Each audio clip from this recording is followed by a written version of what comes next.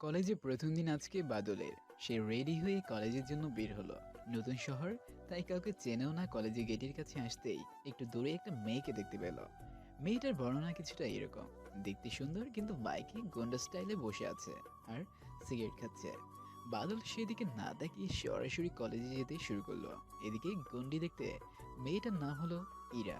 সে এখানকার লেডি ডন, শহরে বড় মাপের এক নেতার একমাত্র মেয়ে। তো এখন সে বাদলকে দেখে তার ফ্রেন্ডদের বলল, দেখ, এই খ্যাটটা কই থেকে আসলো রে? বুঝতে পারছি না রে। চল মজা নেওয়া যাক ছেলেটার সাথে। এই যে মিস্টার খ্যাট, এদিকে শোনেন। নেহা বলল। দুইবার ডাকার পরেও বাদল না শোনার ভান করে চলে যাচ্ছিল। এমন সময় ইরা গেল রেগে। তোর থাক এখানে, আমি দেখে আসতেছি। ও, পরিচয় তো দেওয়াই হলো না। ছেলেটার নাম বাদল, শহরে নতুন। বাবা মা থাকার পরেও একা এই নতুন শহরে আসে। আর গল্পের নায়িকা হলো ইরা, নেতার মেয়ে, ভীষণ অহংকারী। বাকিটা গল্পের সাথে থাকলেই জানতে পারবেন। বাদল কলেজের গেটের সামনে। তখন ইরা সামনে এসে পথ আটকে দাঁড়ালো। কিছু বলবেন? আমার ডাক না শোনার ভান করা বের করব। তোকে এতক্ষণ ধরে কি তোর মুখ দেখার জন্য ডাকলাম? হ্যাঁ, কথা কানে যায় না? বয়রা নাকি তুই? দেখুন, কিছু বলার থাকলে বলেন, আমার যেতে হবে। এসবের জন্য নষ্ট করার জন্য সময় নেই। আর ভদ্রভাবে কথা বলুন। এই যে মিস্টার খ্যাট, তোর সাথে কিসের ভদ্রতা? ছোট লোকের বাচ্চা, কিসের অহংকার রে? এত বড় বড় কথা বলিস তুই? দেখুন, আমি খ্যাত, ভালো কথা যা বলার আমাকে বলবেন, কিন্তু আমার বাবা মাকে নিয়ে কিছু বলবেন না। তাহলে কিন্তু ফল ভালো হবে না। 100 বার বলবো। কি করবি তুই? হ্যাঁ, কি করবি? ছোট লোকের বাচ্চা কোথাকার। বাদলের মাথাটা গরম হয়ে যায়। বাদল ঠাস ঠাস করে থাপ্পড় মেরে চলে যায় আর বলে, যত সব। এদিকে ইরার বন্ধুরা এইটা দেখে তো হাঁ হয়ে যায়। কলেজের লেডি ডনের গায়ে হাত দিছে। তোকে দেখে নিব। দেখা যাবে, আমি কাউকেই ভয় পাই না। ইরা রেগে একদম শেষ। সে আবার তার বাইকের কাছে এসে কারোর সাথে কথা বলে না, বাইক নিয়ে কলেজে ঢুকে পার্ক করে ক্লাসের দিকে যেতে লাগলো। ক্লাসে ঢুকতেই বাদলকে দেখতে পেয়ে রাগে বেড়ে ডাবল ভোল্টেজ হয়ে গেল। তাও কিছু বলতে পারলো না। একটা বান্ধবীর পাশে গিয়ে বসলো। এদিকে বাদল মেয়েটাকে দেখলো, সেদিকে কোনো ভ্রুক্ষেপই নেই তার। এরকম সময়ে স্যার ক্লাসে আসলো। এসে বাদলকে সামনে ডাকলো। এই হচ্ছে বাদল, খুব ভালো স্টুডেন্ট, আমাদের কলেজে নতুন। বলেই বাদলকে বসতে বলল। এরা মনে মনে প্রতিশোধ নেওয়ার কথা ভাবতে ভাবতে জানতে পারলো ছেলেটার নাম বাদল। সবাই ক্লাসে মনোযোগ দিল। সময় যেতে যেতে সেদিনের ক্লাস শেষ। বাদল আর কারোর সাথে সেদিন কথা বলল না। বাসায় গিয়ে রান্না করে খেয়ে পড়তে পড়তে ঘুমায় গেল। সকালে উঠে তাড়াতাড়ি তৈরি হয়ে চলে গেল কলেজের জন্য। কলেজের গেট দিয়ে ঢুকতে যাবে ঠিক তখনই বাদল পরের দিন তৈরি হয়ে কলেজের জন্য বের হলো। কলেজে ঢুকতে যাবে ঠিক তখনই বাদলের সামনে এসে কয়েকজন ছেলে এসে দাঁড়ালো। প্রত্যেকজনের হাতে হকি স্টিক। বাদল তাদের পথটা আটকে যেতে চাইল, কিন্তু তখনই ওদের ভিতর থেকে একজন ছেলে বাদলের শার্টের কলারটা ধরে তাকে একটা গাছের নিচে গিয়ে সবাই মিলে মারতে শুরু করলো। বাদল চুপচাপ মার খেতে থাকলো। আর দূর থেকে সেটা দেখছে রেশমি। প্রতিশোধ নিতে পারায় খুশি হয়ে লাগছিল তার। একটা সময় রেশমি নিজেই সেখানে গেল। ততক্ষণে বাদলের মাথা ফেটে রক্ত পড়তে শুরু করেছে। সেখানে গিয়ে সে আসতে শুরু করলো। হয়েছে, ছাড় এখন। ভালো করেই ওর শিক্ষা হয়ে গেছে। নিজের ক্লাস দেখে লাগতে আসবি, বুঝেছিস? শালা খ্যাত কোথাকার। এগুলো বলে সেখান থেকে চলে যেতে শুরু করলো। আর ছেলেগুলো বাদলকে ফেলে রেখে চলে যাচ্ছে। বাদলে আস্তে আস্তে চোখটা বন্ধ হয়ে আসতেছে। 5 দিন চলে গেল। বাদলে জ্ঞান ফিরল। উঠতেই সে নিজেকে আবিষ্কার করলো হসপিটালে বেডে। একটু পর একটা মাঝ বয়সের লোক এসে বলল, এখন কেমন লাগছে বাবা? একটু ভালো, কিন্তু আমি এখানে কি করে? সেদিন যখন তুমি রাস্তায় রক্তমাখা অবস্থায় পড়েছিলে, তখন আমি তোমাকে এখানে নিয়ে আসি। আজকে তোমার গান ফিরলো। আপনাকে অসংখ্য ধন্যবাদ। আচ্ছা বাবা, তুমি রেস্টে নাও, আমি না হয় আসি। আচ্ছা। লোকটি চলে যাবার পর বাদল সবটা মনে করতে থাকলো সেদিনের কথা। সেই দিন বিকেলে বাদলকে হসপিটালে নিয়ে ছেড়ে দেওয়া হলো। সে লোকটিকে আবার ধন্যবাদ জানিয়ে বাসায় আসলো। এদিকে কলেজে নিহা, রেশমি এবং তার বন্ধুরা গল্প করছে। এমন সময় নিহা বলল, ওই দিন ছেলেটার সাথে ওই রকম না করলেও হতো রে। আমরাই তোকে বিরক্ত করতেছিলাম। কি যে হলো দেখ, পুরো 5 দিন কলেজে আসেনি। টেনশন হচ্ছে রে রেশমি। তোর কি আবার ওই ছোট লোকটার জন্য মায়া জাগলো নাকি রে? হ্যাঁ, আরে না, আসলে ওর কোনো দোষ ছিল না তো। হয়েছে, এখন থাম। বাদল বাড়িতে এসে না খেয়েই ঘুমিয়ে গেল। পরের দিন সকালে উঠে কলেজে গেল। এখনো রেশমি কলেজে আসেনি। বাদল ক্লাসরুমে বসে আছে। এমন সময় একটা ছেলে এসে বাদলকে বলল। আমরা বন্ধু হতে পারি? ছেলেটির নাম তারেক। তাদের ভিতর পরিচয় হয়ে গেল। সেদিন তোকে মার খেতে দেখে খুব কষ্ট হচ্ছিল রে, কিন্তু কিছু করার নেই। রেশমি শহরের বড় মাপের একজন নেতার মেয়ে, তার কথায় এই কলেজ চলে। আর ওর ওপর আবার সে এখানকার লেডি ডান। জি অবশ্যই। ও কিছু না রে, বাদ দে। আচ্ছা, এমন সময় সেখানে নিয়ে আসলো। যদিও সে রেশমির বেস্ট ফ্রেন্ড, কিন্তু তবুও সেদিনের কাজটা সে মেনে নিতে পারেনি। বাদল, কেমন আছো তুমি? ভালো, আপনি? ভালো আছি। ওই দিনের জন্য সরি। বাদল, আমি থাকার পরেও রেশমিকে আটকাইনি। আরে বাদ দেন। তারপর নিহা চলে গেল। তারিক আর বাদল আবার গল্প করতে শুরু করলো। কিছুক্ষণ পর রেশমি ক্লাসে ঢুকতেই বাদলকে দেখতে পেল। কিছু বলল না, একটা সিট খুঁজে নিয়ে বসে পড়ল। সেদিন বাদলের আর ক্লাস করতে ভালো লাগলো না, তাই সে তারিককে থাকতে বলে বাসায় চলে আসলো। রান্না করে খেয়ে নিয়ে পড়তে বসলো। পড়তে পড়তে কখন যে ঘুমিয়ে গেছে সে নিজেই জানে না। সকালে উঠে রেডি হয়ে কলেজে গেল। গিয়ে তারিকের সাথে বসে গল্প করতে শুরু করলো। নিহাও প্রতিদিন বাদলের সাথে কথা বলতো, তার খোঁজখবর নিত। রেশমির সাথে মেলামেশা কমই ছিল। ক্লাস শেষে গাছতলায় বসে তারিক আর বাদল আড্ডা দিচ্ছে। ঠিক তখন মৌমিতা নামের একটা মেয়ে সেখানে গেল।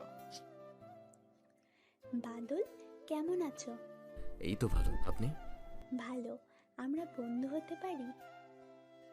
মৌমিতা শহরের নাম করে এক ব্যবসায়ীর মেয়ে, দেখতে যথেষ্ট সুন্দরী। আচ্ছা ঠিক আছে। তারপর তারা তিনজন একসাথে আড্ডা দিতে শুরু করলো। তখনই রেশমি, সুমাইয়া এবং রেশমির আরো কিছু বন্ধু সেখানে আসলো। কিরে খ্যাত, ছোট লোক, আবার মমিতাকেও পটিয়ে ফেলেছিস? সেদিনের পরেও তো শিক্ষা হয়নি দেখছি। তোর বাবা মা মনে হয় তোকে এগুলো শিখে এখানে পাঠিয়েছে।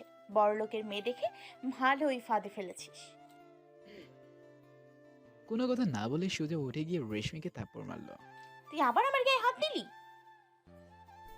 হাত দিলাম?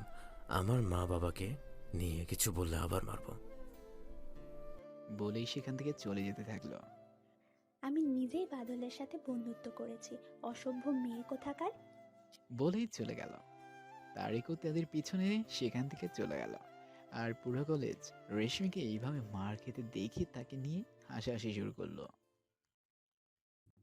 আবার তুই বাদলকে নিয়ে পড়েছিস? ছেলেটা কি দোষ করেছে? ওকে ওর মতো থাকতে দে না। রেশমি কিছু না বলে সেখান থেকে চলে গেল। বাদল বাসায় এসে খেয়ে একটু পরে আবার ঘুমিয়ে পড়লো। পরের দিন কলেজে এসে ক্লাসে বসতেই টিচার আসলো। এদিকে আজকে রেশমি কলেজে আসেনি। ক্লাস শুরু হলো। একটা ক্লাস করার পরই তারিক বলল। দোস্ত চল, আজকে নদীর ধার থেকে ঘুরে আসি। আর ভালো লাগছে না। আচ্ছা চল। আচ্ছা বাদল, তোর বাবা মা নেই? আছে। তারা কই থাকে? তুই তাদের ছাড়া এখানে একা কেন থাকিস? কোনো এক অজানা কারণে। কারণটা কি? সময় আসুক সব জানতে পারবি। এখন বাদ দে, চল বাসায় যাই, অনেক দেরি হয়ে গেল। আর কিছুক্ষণ থাকি? না রে, আজকে একটু কাজ আছে। আচ্ছা চল। তারেক এবং বাদল নদী ধারে বসে আছে। এভাবে কেটে গেল আরো কয়েকটা দিন। এর ভিতর একবার রেশমি কলেজে আসেনি। বাদলও সেটা খেয়াল করলো। আর এখন কলেজে বাদল, মমিতা আর তারিক সব থেকে ভালো বেস্ট ফ্রেন্ড, সবসময় সাথে সাথেই থাকে। আজ 4 দিন হয়ে গেছে রেশমি কলেজে আসেনি, তাই নিহারও একটু চিন্তা শুরু হলো। আর সে ভাবলো আজ যদি রেশমি কলেজে নাই আসে তাহলে কলেজ শেষে তারা বাসায় যাবে। বাদলও রেডি হয়ে কলেজের জন্য বের হলো। এই অচেনা শহর এখন তার শুধু দুইজন মানুষই সব থেকে কাছের, আর তারা হচ্ছে তারিক এবং মমিতা। এইসব ভাবতে ভাবতে সে কলেজে পৌঁছে গেল। ক্লাসে ঢুকতে যাবে তখনই কে যেন বাদলকে পিছন থেকে জড়িয়ে ধরলো। বাদল পিছনে তাকাতেই দেখলো।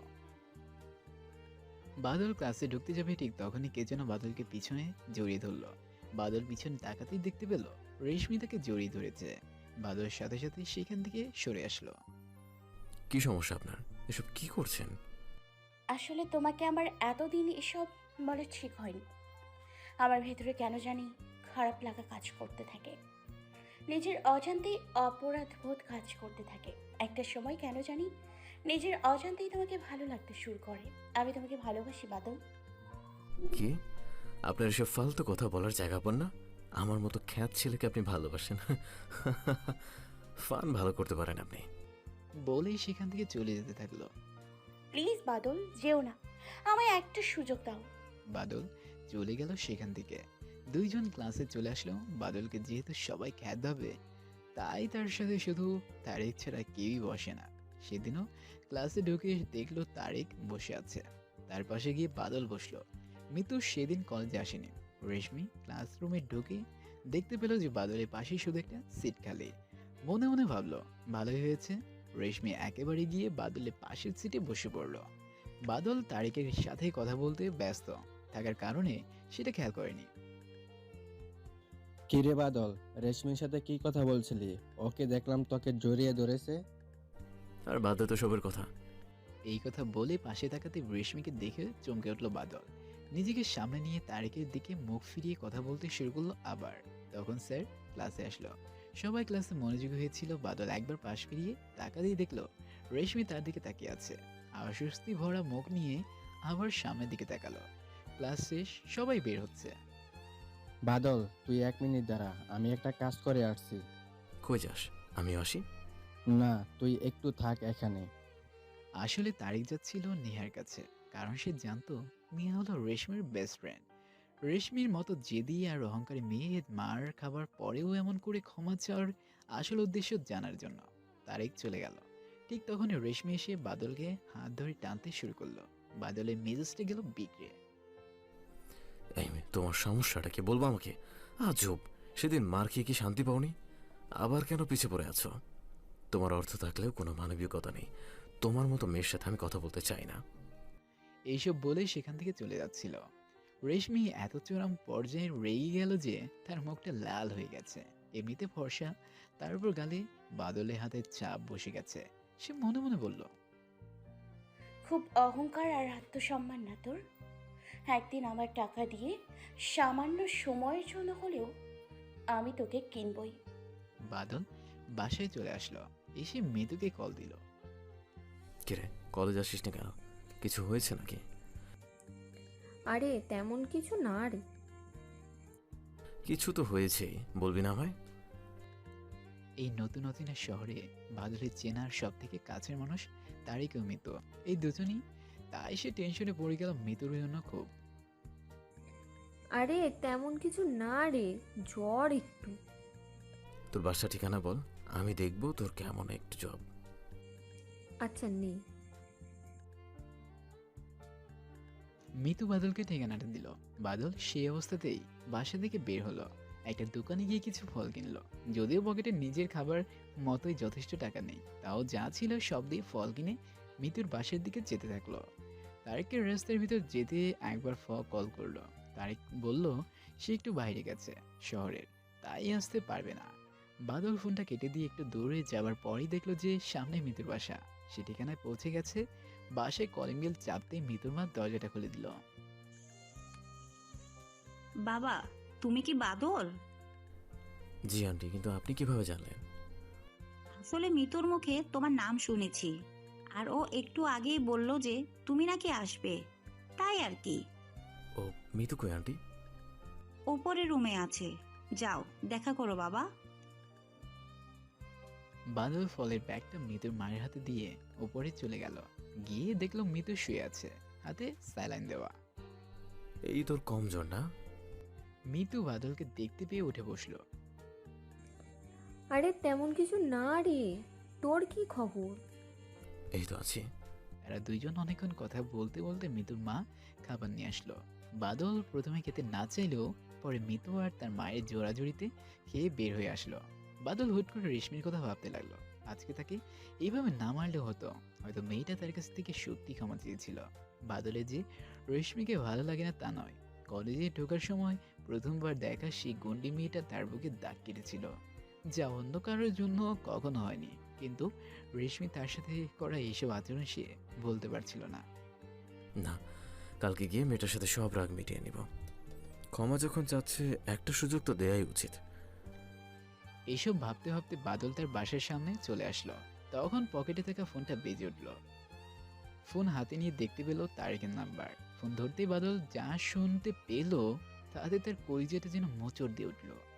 ফোন ধরতেই উপস্থিত থেকে অপরিচিত কণ্ঠ শুনতে পেল। সেই লোকটি বাদলকে বলল, তারেকের অ্যাক্সিডেন্ট হয়েছে।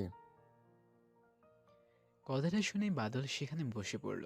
তার মাথায় যেন বাস ভেঙে পড়েছে। তার হাত থেকে ফোনটা পড়ে যায়। কারণ তারই কি এমন ছিল যে তার এই শহরে একমাত্র বাদলের ছেলে, বেস্ট ফ্রেন্ড। তার কি নিজের কেউ নেই। অনেক আগেই বাবা মা মারা গেছে। এসএসসি পরীক্ষার সময় মাও মারা যায়। এই শহরে তার কেউ ছিল না। টিউশনে পড়িয়ে নিজের খরচ চালাতো। তো বাদল ফোনটি মারি দিয়ে তুলে আবার তারেকের নাম্বারে কল দেয়। তারেক এখন কোথায়? মোড়ের ওইখানে পড়ে আছে ভাইয়া, আপনি তাড়াতাড়ি আসেন। বাদল কিছু না বলে রাস্তার মোড়ের দিকে যেতে শুরু করলো। ওইখানে যেতেই দেখলো মানুষজনের ভিড় ঠেলে ভিতরে ঢুকতেই তার বুক যেন ছিঁড়ে ফেলবে এরকম কষ্ট হতে শুরু করলো। তার কলিজার দোস্ত মাটিতে পড়ে আছে। সবাই বাদলকে বলে একটা গাড়ি থামিয়ে তাদেরকে হসপিটালে পাঠিয়ে দিল।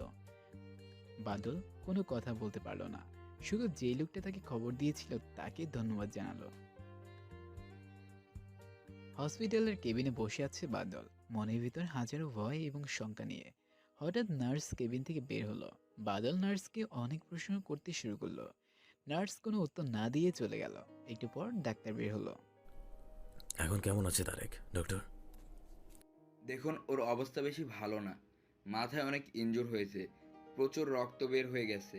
ওর এক্ষুনি একটা অপারেশন করতে হবে। আপনি দ্রুত রিসেপশনে 20 লাখ টাকা জমা করে দিন, হাতে বেশি সময় নেই। আচ্ছা ডক্টর, আপনারা অপারেশন শুরু করুন, আমি টাকা নিয়ে আসছি। এইটা বলেই বাদল সেখান থেকে বের হয়ে গেল। তার মাথায় এখন পাগলের মতো সব চিন্তা ভাবনা আসতে শুরু করলো। কি করে এত টাকা জোগাড় করবে। এমন সময় তার রেশমির কথা মনে পড়ল। সে কোনো কিছু না ভেবে নেহাকে কল করে। রেশমির নাম্বারে কল দিল। হ্যালো, কে বলছেন? আমি বাদল। ও আচ্ছা, বলো কি বলবে। তোমার সাথে একটু দরকার আছে। আমার বাসায় আসো। বলেই ঠিকানা দিয়ে দিল। বাদল সেই মতো রেশমির বাসায় গিয়ে কলিং বেল চাপতেই রেশমির দরজাটা খুলে দিল। বলো কি দরকার। বাদল তারেকের অ্যাক্সিডেন্টের সব ঘটনা বলল। তারপর নিজের মনের কথাও বলে দিল। আর বলল যে সব শোনার পর রেশমি হাসতে শুরু করলো। বাদল কিছু না বলে চুপচাপ দাঁড়িয়ে আছে। তারপর রেশমি বলতে শুরু করলো, তুই কি ভাবছিস? তুই কি ভেবেছিস ছোট লোকের বাচ্চা তোকে আমি ভালোবাসি? আমি তোকে ওইসব বলেছিলাম ভালোবাসি তোর ওপর থেকে প্রতিশোধ নেওয়ার জন্য। এখন তো দেখছি পাখি নিজে এসছে।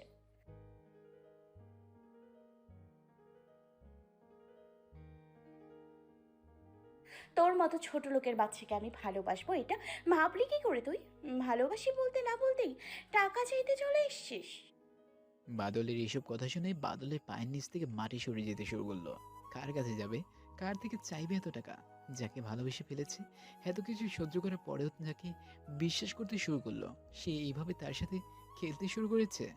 এইসব ভাবতে ভাবতে বাদল চলে যাচ্ছে। তখনই রেশমি পিছন থেকে বাদলকে ডাক দিল। এই ছোট লোক শোন, আমি তোকে টাকা দিব কিন্তু একটা শর্ত আছে। তোকে আমাকে বিয়ে করতে হবে। বাদল কোনো কিছু না ভেবে হ্যাঁ বলে দিল। কারণ তখন তার চোখের সামনে শুধু তারিখের মুখটা ভাসছে। কিভাবে তাকে বাঁচাবে সে চিন্তা ছাড়া আর কিছুই নেই মাথায়। এই কন্ট্রাক্ট পেপারে সাইন কর। বাদল 7-5 না ভেবে সাইন করে দিল। কত টাকা লাগবে? 20 লাখ। এখান দ্বারা আমি টাকা আনছি। কিছুক্ষণ পর টাকাটা এনে বাদলকে দিল। বাদল কোনো কিছু না ভেবে হাসপাতালে গিয়ে রিসেপশনে টাকাটা জমা দিয়ে দিল। অপারেশন শুরু হলো। বাদল বাইরে চিন্তা ভরা মুখ নিয়ে বসে আছে। অপারেশন শেষ হলো, ডাক্তার বের হলো। এখন রোগীর কি অবস্থা ডক্টর? এখন রোগী বিপদমুক্ত।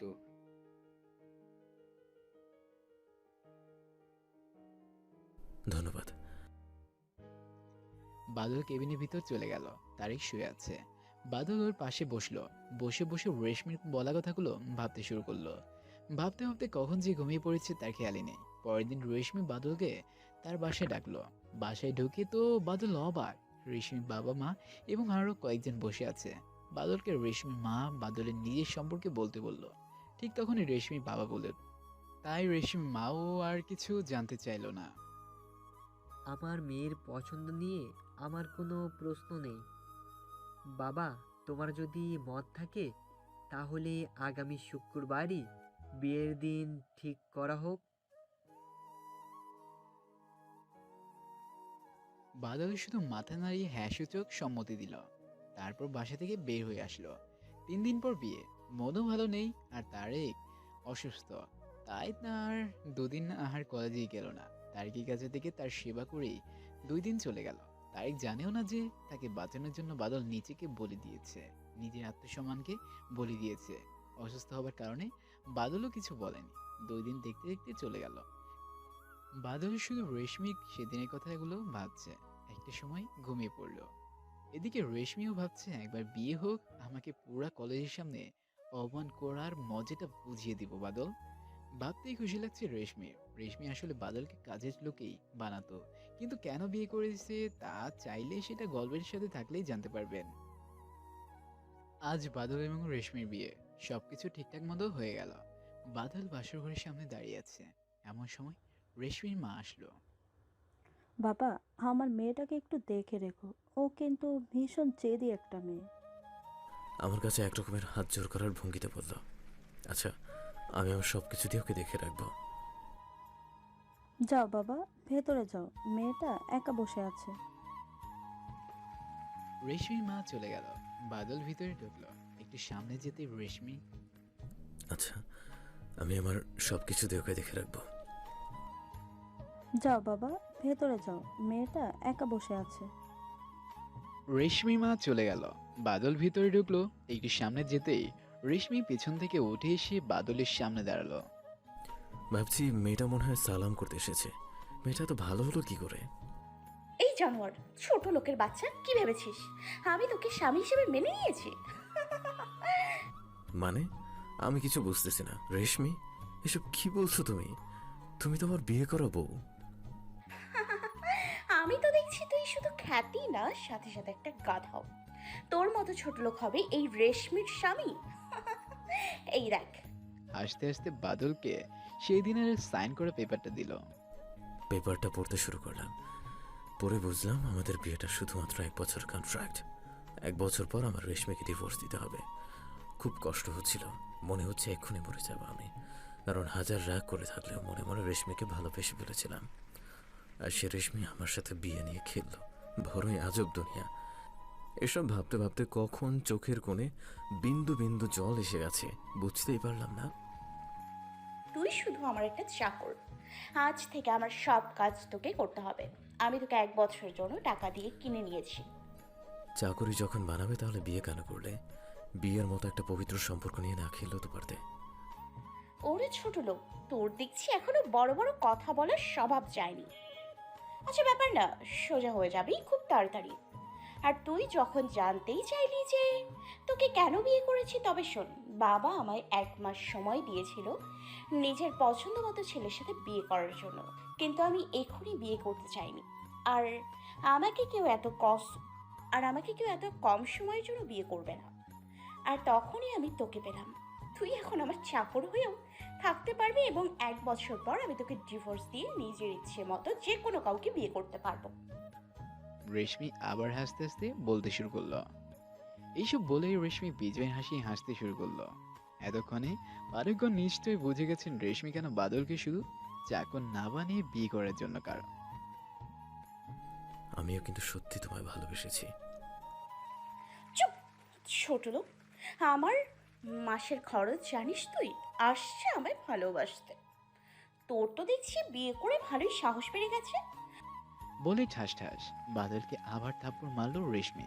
তারপর বলল, খবরদার নিজেকে আমার স্বামী ভাববি না। টাচ করার সময় তো দূরেই থাকলো। যা গিয়ে মাটিতে শুয়ে পড়। এটা বলেই রেশমি গিয়ে বিছানায় শুয়ে পড়লো। কখন যে চোখ থেকে পানি পড়তে শুরু করেছে নিজেও জানি না। আসলেই ভালোবাসা বলতে কিচ্ছু হয় না, কিন্তু আমার যে আজ কিছুই করার নেই। টাকার জন্য নিজেকে বিক্রি করে দিয়েছি 1 বছরের জন্য। এসব ভাবতে ভাবতে মাটিতে গিয়ে শুয়ে পড়লাম। সকাল হয়ে গেছে। বাদলের ঘুম ভেঙে গেল, কিন্তু বাদলের ঘুম নিজে থেকে ভাঙেনি। বাদল চোখ খুলতেই দেখলো তার পুরো শরীর ভেজা। মাথায় হাত দিয়ে দেখলো, পাশে তাকাতে দেখলো রেশমি দাঁড়িয়ে আছে রাগী লোক নিয়ে। কি হয়েছে রেশমি? আর আমি ভিজলাম কি করে? তুই ভিজবি না তো কি আমি ভিজবো?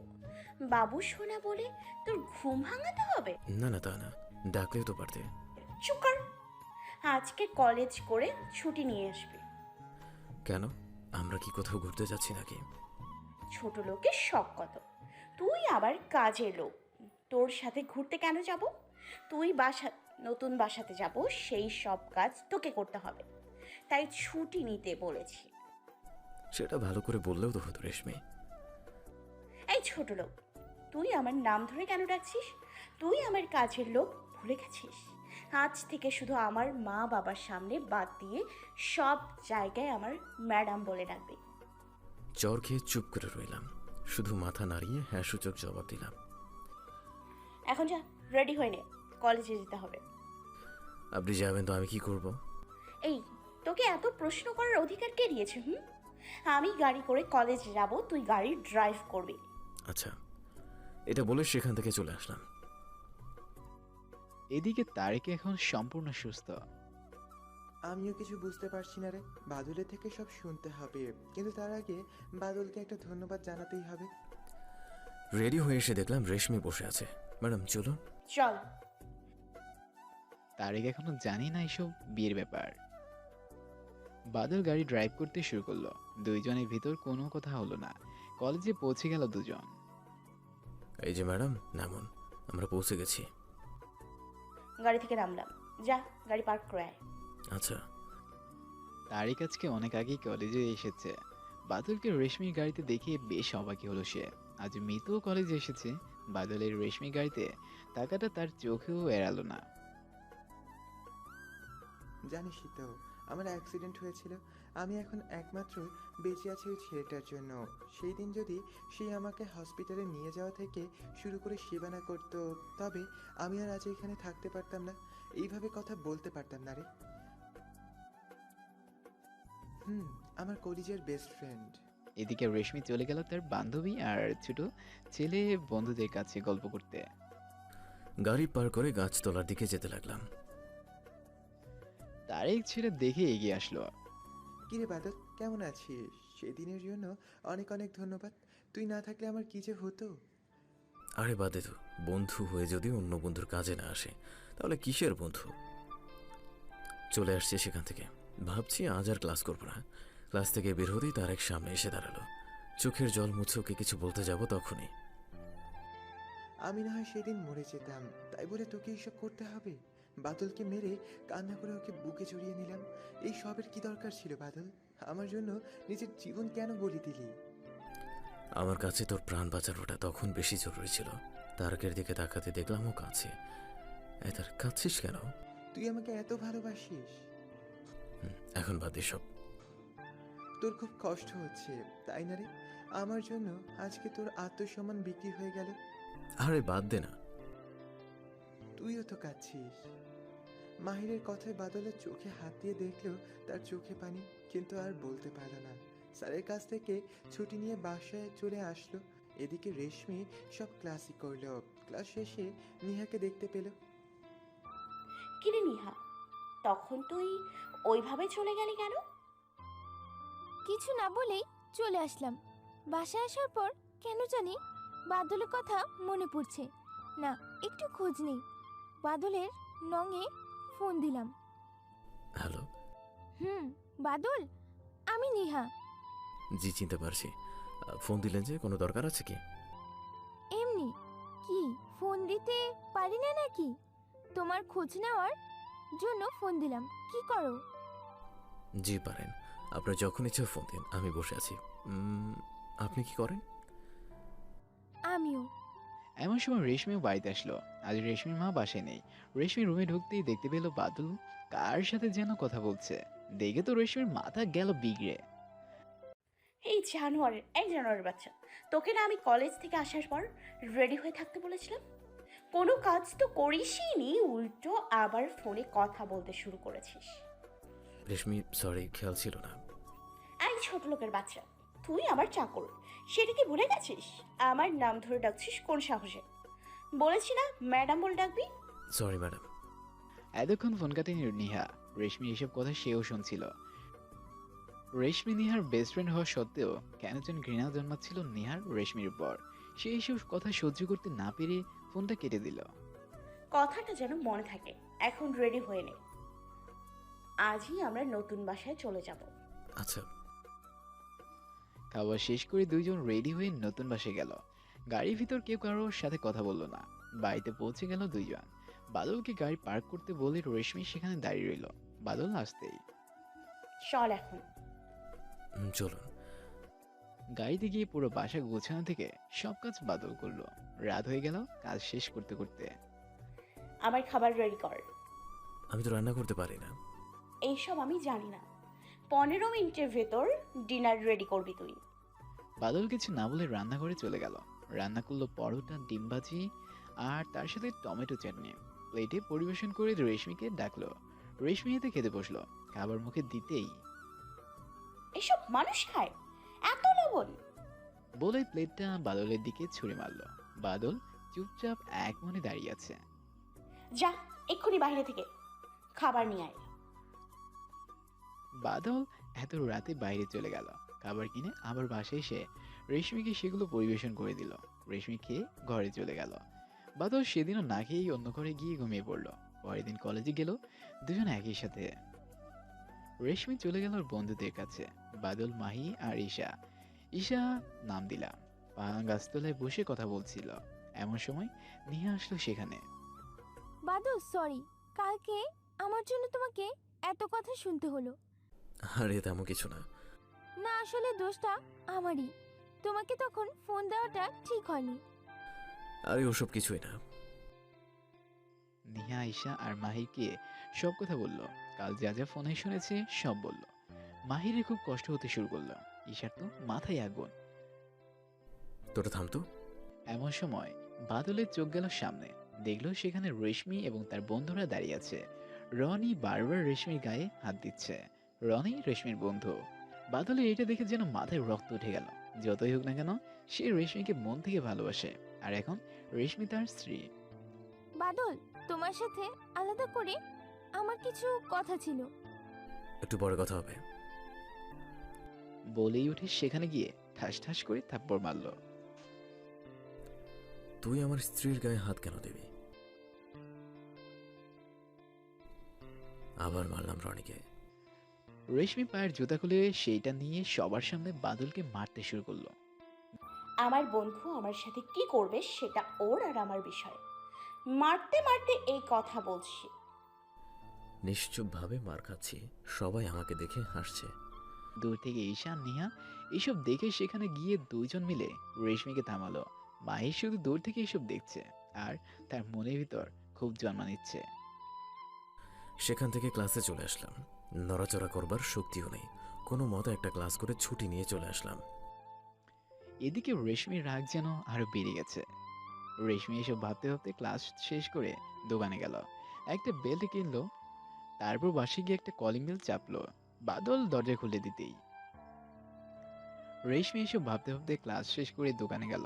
একটা বেল কিনলো। তারপর বাসায় গিয়ে কলিং বেল চাপলো। বাদল দরজা খুলে দিতেই রেশমি ধাক্কা দিয়ে ফেলে দিল বাদলকে মাটিতে। তারপর বেল দিয়ে মারতে শুরু করলো। ইচ্ছা মতো মারতে থাকলো। কিন্তু বাদল কিছুই বলছে না। তার মনে হয় কোনো অনুভূতি কাজই করছে না, কারণ সে তো নিজেকে বিক্রি করে দিয়েছে।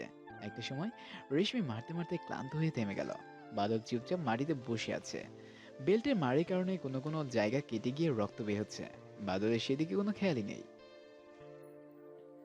যা গিয়ে আমার খাবার রেডি কর, আমি যাতে ফ্রেশ হয়ে এসে সব রেডি দেখি। কিছু না বলে চুপচাপ চলে আসলাম। যদিও ব্যথায় নড়াচড়া করতে পারবো না এরকম অবস্থায়, তারপরেও সবকিছু রেডি করলাম।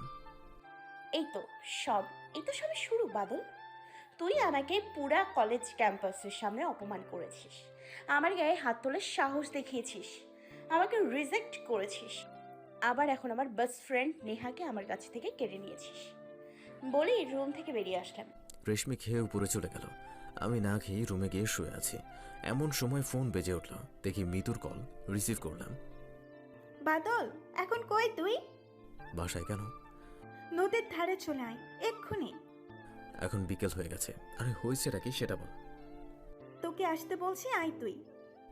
আচ্ছা, কোনো কিছু আর বললাম না। নদীর ধারে চলে গেলাম। গিয়ে দেখি এক জায়গায় মিতু দাঁড়িয়ে আছে। কিরে, এতক্ষণ লাগে আসতে? পুরা আধা ঘন্টা ধরে অপেক্ষা করছি। আরে একটু দেরি হয়ে গেল। তো কেন ডাকলি? কোনো দরকার আছে কি? এমনি। কি আর ডাকতে পারি না? না, তা নয়। এমন সময় মিতু চোখ পড়ল বাদলের ঘাড়ির দিকে। দাগ দেখে বুঝতে পারলো বেল দিয়ে মারার জন্য এই দাগটা হয়েছে।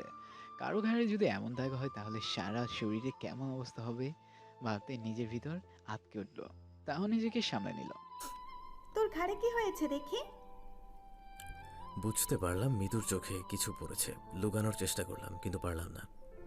ইস, কিভাবে মেরেছে! জানোয়ারও মনে হয় এতটা হিংস্র হয় না। আরে বাদ দে সব। আজ এখানে একবারে খেয়ে তারপর যাবি। কিসের বাদ দিব? তুই চল এক্ষুনি আমার বাসায়। ওষুধ তো লাগাসনি বোঝাই যাচ্ছে। চুপচাপ আমার বাসায় চল এখন, না হলে আমার থেকে বেশি খারাপ কেউ হবে না। প্রথমে না করলেও লাভ হলো না। জোর করে আমাকে নিয়ে গেল। তারপর ওষুধ লাগিয়ে দিল। আমি আর কিছু বললাম না। মিতুর মা এসে সব দেখে আর কিছু বলল না। একটা হাসি দিয়ে চলে গেল। আমিও কিছু বুঝলাম না কি ছিল সেই হাসির মানে। না রে, এখনই যেতে হবে। চুপ, 1 মিনিট দাঁড়া, আমি আসছি। বাদুলের জন্য খাবার নিয়ে গেলাম, তারপর ওকে তুলে খাইয়ে দিলাম। এখন যাই? আচ্ছা যা, সাবধানে যাস, কাল দেখা হবে। আচ্ছা। অনেক রাত হয়ে গেছে, প্রায় 10টা বাজে। রেশমির খাওয়া এখনো হয়নি। তাড়াতাড়ি বাসায় চলে গেল বাদল। বাসায় ঢুকতেই, এই ছোট লোকের বাচ্চা, কই গিয়েছিল তুই? কয়টা বাজে দেখেছিস? আসলে একটু কাজ ছিল। তোর আবার কাজ? তাদের খাবার রেডি কর আমার, না হলে তোর কপালে দুঃখ আছে। আচ্ছা, রেশমি খাবার রেডি করে দিলাম। রেশমি খেয়ে চলে গেল। বাদলও সবকিছু পরিষ্কার করে রুমে গিয়ে শুয়ে পড়ল। সকালে অন্যদিনের মতো দুজনে একই গাড়িতে বসে কলেজে গেল। রেশমি গাড়ি থেকে নেমে চলে গেল। বাদল গেল গাড়ি পার্ক করতে। আজ তারা বেশ তাড়াতাড়ি কলেজে এসেছে। আর তারিক মিতু কেউ এখনো আসেনি কলেজে। বাদল গাড়ি রেখে গাছতলার দিকে যেতে থাকলো। তখনই নিয়ার সামনে এসে দাঁড়ালো। বাদল, তোমার সাথে আমার কিছু কথা আছে। বলার জন্য অনেক সুযোগ খুঁজেছি, কিন্তু রেশমি না হয় অন্য কেউ তোমার সাথে থাকার কারণে সুযোগটা পাইনি। জি বলো, কি বলবা? আচ্ছা বাদল, তুমি কি জানো তারেকর অ্যাক্সিডেন্ট কিভাবে হয়েছিল? কেন? জানি তো, ওকে একটা গাড়ি মেরে দিয়েছিল। এতটুকু ঠিক আছে বাদল, কিন্তু তুমি কি জানো যে তারেকের অ্যাক্সিডেন্ট রেশমি করিয়েছিল? আর যেই গাড়ি দিয়ে তারেকের অ্যাক্সিডেন্ট হয় সেটা রেশমি ড্রাইভ করছিল। কি বলছেন এসব জাতা? এটা হতেই পারে না। তারকের অ্যাক্সিডেন্ট করে রেশমির কে লাভ? এটাই হয়েছে বাদল। রেশমি আমার বেস্ট ফ্রেন্ড, ওর নামে মিথ্যা বলে আমার কি লাভ তুমিই বলো? ওই দিন যখন তুমি রেশমিকে মেরেছিলে তখন রেশমিকে আমি দেখেছি। সে গাড়ি ভাড়া করে তারেকের অ্যাক্সিডেন্ট করানোর জন্য, কারণ রেশমি বুঝতে পেরে গেছিল তোমাকে সে টাকা দিয়ে কিনতে পারবে না। আর অপমানের প্রতিশোধ নেবার জন্য সে এটা করলো, কারণ রেশমি জানতো তারেকের কিছু হলে তুমি ঠিক থাকতে পারবা না, আর তারেকের চিকিৎসার টাকার জন্য তুমি রেশমির কাছেই যাবা। এসব কথা শুনে আমার যেন পায়ের নিচ থেকে মাটি সরে যেতে শুরু করলো। কিছু বলতে পারলাম না, নিশ্চুপ দাঁড়িয়ে আছি।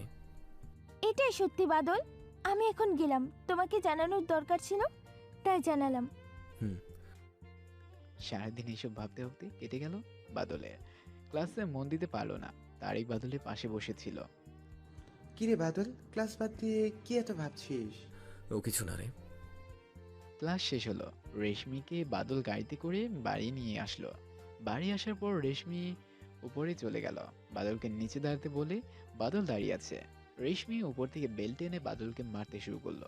বাদল কিছু বলছে না, কারণ জানে এখন প্রতিদিনের এটাই তার প্রাপ্য। অভ্যাসের মতো হয়ে গেছে। রেশমি ক্লান্ত হয়ে থেমে গেল, উপরে চলে গেল। এমন সময় বাদল পিছনে থেকে ডাক দিল। এই যে ম্যাডাম, একটু শুনুন। কি হয়েছে বল। একটা সত্যি কথা বলবেন? কি বল। তারকের থেকে নাইস করলাম। অ্যাক্সিডেন্ট আপনি করিয়েছিলেন তাই না? হ্যাঁ আমি করিয়েছিলাম, তোকে কিনেও নিয়েছি। আর কিছু? নাইস তো আপনার কোনো ক্ষতি করেনি। আপনার তো ক্লাসমেট ছিল সে। যা করেছি আমি করেছি। যা করেছি বেশ করেছি। ছোট লোকের বাচ্চা, তোকে কৈফিয়ত দিতে হবে আমার? হ্যাঁ, আমি অনেক ছোট লোক, কিন্তু আপনার মতো না। আপনার প্রতি আমার একটা ভালোবাসা ছিল। আপনি যতই আমার উপর অত্যাচার করুন না কেন, সেটা কখনোই মুছে যেত না। কিন্তু আজ আমি যা জানলাম, তারপর থেকে কোনোদিন আপনার নামের সাথে ভালোবাসা নামের কোনো শব্দ বসাবো না। আপনার জন্য থাকবে শুধুই আমার ঘৃণা। চুপ ছোট লোক, তোর আবার ভালোবাসা আসছে বড় বড় কথা বলতে। চুপচাপ চলে গেলাম সেখান থেকে। রাতে রেশমিকে খাবার দিয়ে নিজে খেয়ে শুয়ে পড়লাম। পরের দিন কলেজ গেলাম। কলেজ শেষ করে বাসায় আসার পর রেশমি খেয়ে রুমে চলে গেল। আমিও খেয়ে শুয়ে আছি। তখন রেশমি ফোন করলাম। আমি ক্লাবে যাব, গাড়ি বের কর। আচ্ছা। গাড়ি বের করে দাঁড়িয়ে আছে নিচে। রেশমি রেডি হয়ে চলে আসলো। ক্লাবের সামনে গাড়ি থামাতেই দেখি রেশমির বাবা নিহা দাঁড়িয়ে আছে। আমার প্রথমে একটু সন্দেহ হলেও কিছু বললাম না। সন্দেহের কারণটা হলো রেশমির অন্য সব বন্ধুরা একটু দূরে দাঁড়িয়ে আছে, সবার মুখেই ভয়ের চাপ। যাই হোক, রেশমি বিষয়টা খেয়াল করেনি। আমি গাড়ি থামালাম। গাড়ি থেকে নামলাম, নেমেই আমার বন্ধুদের কাছে গিয়ে বললাম, কিরে তোরা সবাই এসছিস, নেহা কই? রেশমির কথা কেউ উত্তর দিল না। রেশমি একাই ক্লাবে ঢুকতে যাবে এমন সময় ঠাস ঠাস করে রেশমি থাপ্পড়ে ঝুঁক সামলাতে না পেরে মাটিতে পড়ে গেল। সি, তোমাকে আমি এই শিক্ষা দিয়ে মানুষ করেছি? স্ত্রীকে রেখে এত রাতে ক্লাবে আসো তুমি? সি, তুমি আমার মেয়ে ভাবতেও ঘৃণা লাগে। আসলে বাবা আমি তো। চুপ, একদম চুপ। তোমার মুখে আমি আর একটা কথাও শুনতে চাই না। ভাগ্যিস আমাকে বলেছিল, না হলে তো আমি জানতেই পারতাম না যে আমার মেয়ে এরকম। চোখ দিয়ে পানি পড়ছে সেদিকে খেয়াল নেই আমার। মনে মনে ভাবছি, একবার বাড়িতে যাই, আমার নামে বাবাকে এসব বলা সারা জীবনের মতো ভুলিয়ে দিব। আজকে বুঝিয়ে দেব চাকর হয়ে মাথায় উঠলে তার ফল কি হয়। কি হলো, নির্লজ্জের মতো বসে আছো? যাও, বাড়ি যাও এক্ষুনি। রেশমি উঠে গাড়ির দিকে যেতে থাকলো। বাধাও গাড়ি থেকে বের হয়ে আয়। এতক্ষণে সব শুধু দেখলো। মনে মনে যদিও খুশি হয়েছিল, কেননা তার একদমই রাতের বেলা ক্লাবে এসে এসব করা পছন্দ না। তাছাড়া যতই হোক রেশমি বাদলের বউ, এসব ভাবছে বাদল। সে জানেও না বাড়িতে যাওয়ার পর তার জন্য কি অপেক্ষা করছে। বাড়িতে পৌঁছে গেল দুজনে। কারোর সাথে কারো কথা হলো না। রেশমি গাড়ি থেকে নেমে সোজা বাড়িতে চলে গেল। বাদল গাড়িটা পার্ক করে বাড়িতে ঢুকলো। রুমে এসে একটু বসলাম। হুট করে মাথায় কিছু একটা আঘাতে মাটিতে পড়ে গেলাম। চোখ বন্ধ করে আসছে আমার। শুধু আবছা আলোতে রেশমিকে দেখতে পারলাম। আসলে বাদলকে রেশমি মাথায় মেরেছে। বাদল অজ্ঞান হয়ে যাওয়ার পরে রেশমি বাদলকে জানোয়ারের মতো ভিল দিয়ে মারতে শুরু করলো। জীবনের যে বাবা তার সাথে জুড়ে কথা বলেনি, সেই বাবা আজকে বাদলের নালিশের কথার জন্য তার গায়ে হাত তুলেছে। রেশমি বেল দিয়ে বাদলকে সজোরে আঘাত করছে। এসব ভাবতে ভাবতে মারতে মারতে বাদলের রক্ত চামড়া উঠে আসতে শুরু করলো। তাও রেশমি থামছে না। একটা সময় ক্লান্ত হয়ে থেমে গেল সে। কিন্তু ততক্ষণে বাদলের শরীর অবস্থা কোনো সাধারণ মানুষ দেখলেই ভয়ে আটকে উঠবে। রেশমি রুমে গিয়ে ঘুমিয়ে পড়লো। বাদল মাটিতেই শুয়ে থাকলো। পরের দিন ঈশা কলেজে আসতেই নিয়ে গত রাতে সব ঘটনা তাকে খুলে বলল। কি বলছো এইসব? তুমি যে রেশমের বাবাকে এইসব বলেছ, এই কথা কি রেশমি জানে? না। ও শিট ম্যান। কেন, কি হয়েছে? এখন রেশমি ভাববে যে ওর বাবাকে রাতের বেলায় ক্লাবে আসার কথা বাদল বলেছে। এটা ভাবলে কি এমন হবে? তুমি জানো না এটার জন্য বাদলের সাথে কি হতে পারে। এমন সময় দেখি রেশমি কলেজে ঢুকলো, কিন্তু সে একা। ভয়ে বুকটা কেঁপে উঠলো আমার। এদিকে আস্তে আস্তে জ্ঞান ফিরেছে বাদলের। চোখ খুলতে দেখলো সে মাটিতে পড়ে আছে। মাথায় আঘাত করার কারণে মাথাটা ফুলে আছে। বাদল একটু নড়তে যাবে ঠিক তখনই ব্যথা কুকড়ে চিৎকার দিয়ে উঠল। চিৎকারের কারণ কিন্তু তার মাথায় আঘাত না। বাদল দেখল তার বুক, পিঠ থেকে শুরু করে প্রায় সব শরীর আঘাতে কালো হয়ে গেছে। অনেক জায়গায় মাংস পর্যন্ত উঠে গেছে। সামান্য নড়তে গেলেও ব্যথায় সারা শরীর কেঁপে উঠছে। এতটা কষ্ট হচ্ছিল বাদলের, তবুও সে হাসছে। এটাই তার প্রাপ্য। নিজেকে সে বিক্রি করে দিয়েছে, কোনো দোষ না করেও তার দোষ। মাথায় আঘাতের ব্যথা বাদলে বুঝতে পারছে না। এমন সময় বাদলের ফোন বাজতে শুরু করলো। বাদল কোনোভাবে ফোনটা ধরতে পারছে না। অনেকবার চেষ্টা করার পর কোনো মতে ফোনটা রিসিভ করলো। কিরে বাদল, কি হয়েছে তোর? মুখ টানাতে পারছি না, অনেক কষ্টে বললাম। কিছু না রে। বাদলের ভয়েস এমন শোনালো কেন? না, এক্ষুনি আমাকে যেতে হবে, তুই ফোন রাখ। বাদল, আমি আসছি। কিছু বলতেই পারলাম না, বলবো কি করে, সে শক্তি আমার নেই। নাইস এখনো কলেজে আসেনি, ওকে আর ফোন দিলাম না, সোজা রেশমির নতুন বাসাটাই চলে গেলাম। ঠিকানাটা বাদলের থেকেই নিয়েছিলাম, গিয়ে দেখি দরজা বন্ধ। কি করব ভেবে পাচ্ছি না। তখনই নাইসকে ফোন দিলাম। কলেজে কেন আসিসনি ঈশা? এখন এত কথা বলার সময় নেই, তুই এক্ষুনি আমার দেওয়া ঠিকানায় চলে আয়। বলেই নাইসকে ঠিকানা দিলাম। বাদল কই, জানিস কিছু? ঈশার দেওয়া ঠিকানায় গেলাম, দেখি ঈশা দাঁড়িয়ে আছে। নাইসকে সব খুলে বললাম। ঈশার কথা শুনে অনেক চিন্তা হতে শুরু করলো। কোনো উপায় না পেয়ে বাসার দরজা ভেঙে ফেললাম। দুজনেই ভিতরে ঢুকে বাদলকে খুঁজতে শুরু করলো। একটু পরে বাদলের রুমে গিয়ে তারা দুজনেই যা দেখলো তাতে তাদের মাথায় যেন বাজ পড়লো। মাটিতে বাদল পড়ে আছে, সারা শরীর দিয়ে রক্ত ঝরছে। সব জায়গায় চামড়া প্রায় ছড়ে গেছে, কোনো কোনো জায়গায় মাংস পর্যন্ত উঠে গেছে। গায়ে থাকা শার্ট পর্যন্ত ছিঁড়ে গেছে অনেক জায়গায়। বাদলের এই অবস্থা দেখে বাদলের এই অবস্থা দেখে নাইজের কষ্ট যেন কলিজা ছিঁড়ে যাচ্ছে। ঈশা কাঁদতে কাঁদতে বাদলকে জড়িয়ে ধরল। এ এ বাদল, কি হয়েছে তোর? প্লিজ কথা বল। ওকে হসপিটালে নিয়ে যেতে হবে রে, খুব খারাপ অবস্থা করেছে। শরীরে কোনো একটা জায়গা বাকি নেই যেখানে আঘাত পায়নি। তাহলে নিয়ে চল। ততক্ষণে বাদল আবার জ্ঞান হারিয়েছে। নাইজ আর ঈশা দুইজনে মিলে ধরে বাদলকে ঈশার গাড়িতে তুলল। হসপিটালে আসার পরে বাদলকে অ্যাডমিট করা হলো। নার্স ঈশাকে রিসেপশনে গিয়ে ফর্ম ফিল আপ করতে বলল। ঈশাও সেখানে চলে গেল ফর্ম ফিল আপ করতে। এমন সময় রিলেশন উইথ পেশেন্ট এই জায়গায় গিয়ে ঈশা আটকে গেল। বেশি না ভেবে ওয়াইফ দিয়ে ফর্ম জমা দিল। ঈশা নাইজ দুইজনে বাইরে বসে আছে। একটু পর ডাক্তার বের হলো। ডক্টর, বাদল এখন কেমন আছে? দেখুন, মাথায় আঘাতের জন্য যে ইনজুর হয়েছিল সে বিপদ এখন কেটে গেছে, কিন্তু ওনার শরীর অনেক বেশি আঘাত করা হয়েছে। ওনাকে অনেকদিন বেড রেস্টে রাখতে হবে। ওকে ডক্টর, ধন্যবাদ। ডাক্তার চলে গেল। ঈশা আর নাইস বাহিরে বসে আছে। সন্ধ্যা হয়ে গেছে। এমন সময় নার্স এসে বলল। নাইস ঈশা দুজনেই ভিতরে ঢুকলো। নাইস ভিতরে দাঁড়িয়ে আছে। আজ কেন জানি তার ভিতরে একটা অপরাধবোধ কাজ করছে। তার মনে হচ্ছে বাদলের আজ এই যে তার মনে হচ্ছে বাদলের আজ এই অবস্থার কারণ সে নিজে। ঈশা বাদলের কাছে গিয়ে ওকে জড়িয়ে আবার কাঁদতে শুরু করলো। এমন সময় বাদল ধীর গলায় বলল। প্লিজ কাঁদিস না। কান্না বন্ধ করে বলতে শুরু করলাম। তোর খুব লেগেছে তাই না রে? আরে না। আমাকে ক্ষমা করে দিস বাদল। আরে পাগল, ক্ষমা চাচ্ছিস কেন আজব? আমার জন্য আজ তোর এই অবস্থা। আরে পাগল, তোর জন্য না, যা হবার তা হবে, বাদ দে। একটু পর ঈশা নাইজকে চলে যেতে বলল। নাইজ প্রথমে যেতে চাইল না, কিন্তু ঈশা একরকমের জেদ করেই বাসায় পাঠিয়ে দিল। তারপর বাদলকে খাইয়ে দিল। তারপর বাদলের পাশে বসে থাকতে থাকতে ঘুমিয়ে পড়ল। এদিকে রেশমি বাসায় এসে দেখলো বাদল নেই। যদিও সে কলেজে ঈশা নাইজের এইভাবে বের হয়ে যাওয়া খেয়াল করেছিল, তাও মনে হচ্ছে যে ওরা যদি এসে না নিয়ে যায় তবে বাদল নিজ থেকে কোথাও যেতে পারবে না। ধ্যাত, আমি ওই ছোট লোকটার কথা এত ভাবছি কেন?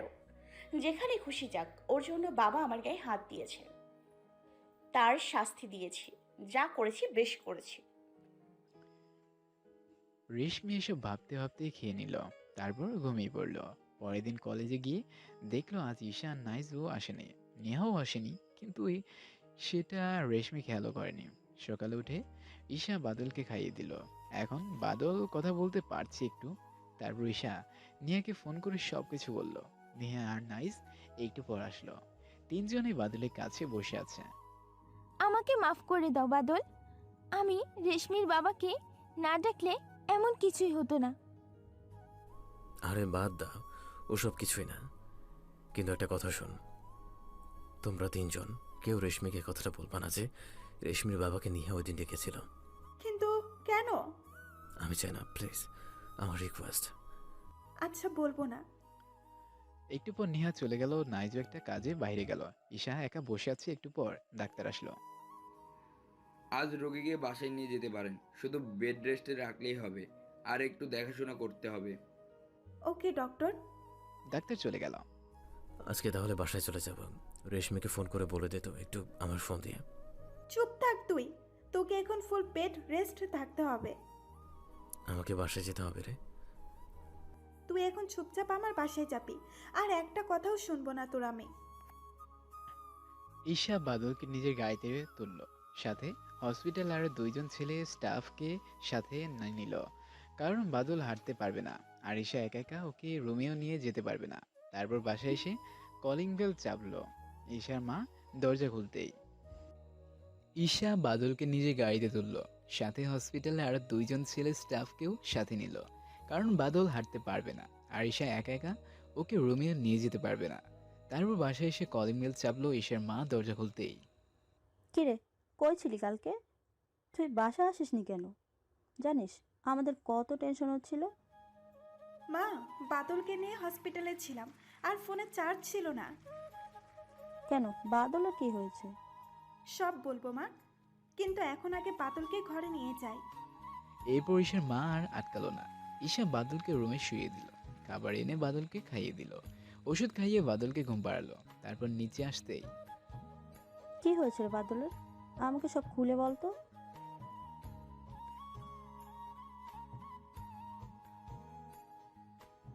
এই সব কিছু রেশমির পরিবারকে জানানো দরকার। আমি নিজে কথা বলবো তাদের সাথে। না মা, তার দরকার নেই।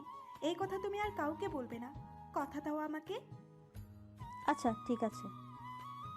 ঈশা তার মাকে প্রথমে থেকে শেষ পর্যন্ত সব বলল। ঈশা দেখলো তার মায়ের চোখ দিয়ে জল পড়ছে। ঈশা নিজের রুমে গিয়ে শুয়ে পড়ল, বিছানায় শুতেই ঘুমিয়ে পড়ল। এদিকে 2 দিন ধরে বাদলকে না দেখে রেশমি বাদলকে মিস করতে শুরু করলো। রেশমি শুয়ে শুয়ে ভাবছে যে কি হলো ছেলেটার। একসময় ঘুমিয়ে পড়ল সে। সকালে কলেজে গিয়ে দেখে আজকেও বাদল আসেনি। আবার তখনই ভাবলো যে কি দরকার হ্যাঁ তো ওই ছোট লোকের বাচ্চার কথা ভাবার। আজ ঈশা কলেজে গেল, যেতেই নাইজ সামনে এসে দাঁড়ালো। কিরে, বাদলে কি খবর? এখন একটু সুস্থ রে, কিন্তু সপ্তাহখানেকের মতো রেস্ট করতে হবে। ও, কলেজ শেষে দেখা করতে যাবো ওর সাথে। আচ্ছা। ক্লাস শেষে দুইজনে একসাথে ঈশার বাসায় গেল। আর এদিকে নিহান রেশমিকে একদমই সহ্য করতে পারছে না। এরকম অবস্থা। রেশমি কারণ জানতে চাইলেও সে কিছু বলে না। সেদিন রাতেও সত্যিটা বলতে পারে না বাদলের জন্য। নাইজ এবং ঈশা দুজনে বাসে পৌঁছে গেল। কিরে বাদল, এখন কেমন লাগছে? কেমন আছিস? তোদের মতো এত ভালো বন্ধু থাকতে খারাপ কিভাবে থাকি বল? আমার জন্যই তোর এই অবস্থা রে। এই কথা আর একদম বলবি না। এরপর তিনজন একসাথে দুপুরে খাবার খেলো। নাইজ একটু পর বিদায় জানিয়ে চলে গেল। রাতে ঈশা বাদলকে খাইয়ে দিয়ে একটু গল্প করতে করতে কখন যে ঘুমিয়ে পড়েছে সে নিজেই জানে না। ঈশা যেখানে বসেছিল ঈশা সেখানে বসে বসেই ঘুমিয়ে পড়েছে। মাঝরাতে কারো একজনের গঙ্গানির শব্দ শুনে ঈশার ঘুম ভেঙে গেল। ঘুম থেকে উঠে সে দেখতে পেল বাদল ব্যথায় ঘুমাচ্ছে। আসলে যেসব জায়গায় জখম হয়ে গেছে সেখানে ব্যথা করছে, ওষুধের প্রভাব কমে যাওয়ার কারণ। ঈশা বাদলের পিঠে সেঁক দিয়ে দিল হালকা করে। বাদলের ব্যথা একটু কমে যাওয়ায় বাদল ঘুমিয়ে পড়ল। এভাবে যত্ন করতে করতে কেটে গেল 2 সপ্তাহ। বাদল এখন পুরোপুরি সুস্থ। সকাল হতে ঈশা বাদলের পাশে বসে ওকে খাইয়ে দিচ্ছে। বাদলের কেন যেন অভ্যাস হয়ে গেছে ঈশার হাতে থলে খাবার। খেতে খেতে বসে বলল, আজ বাসায় যাবো রে। আমি এখন পুরোপুরি সুস্থ, আর তাছাড়া আমি এমনিতে একজনের কাছে চুক্তিবদ্ধ। দুইজনে একসাথে কলেজে গেল। আজ রেশমি আগে কলেজে এসেছে। ঈশা গাড়ি থেকে বাদলকে নামালো। বাদল একটু সুস্থ হলেই পায়ে হালকা ব্যথা ছিল, তাই বাদল পড়ে যেতে নিলেই সে ধরল। আর বাদলের হাতে নিজের ঘাড়ের উপর বাদলকে ধরে ক্লাসের দিকে নিয়ে যেতে থাকলো। রেশমি বাদলকে দেখতে এসে ওর গলার কলারটা চেপে ধরলো। কই ছিলি এতদিন?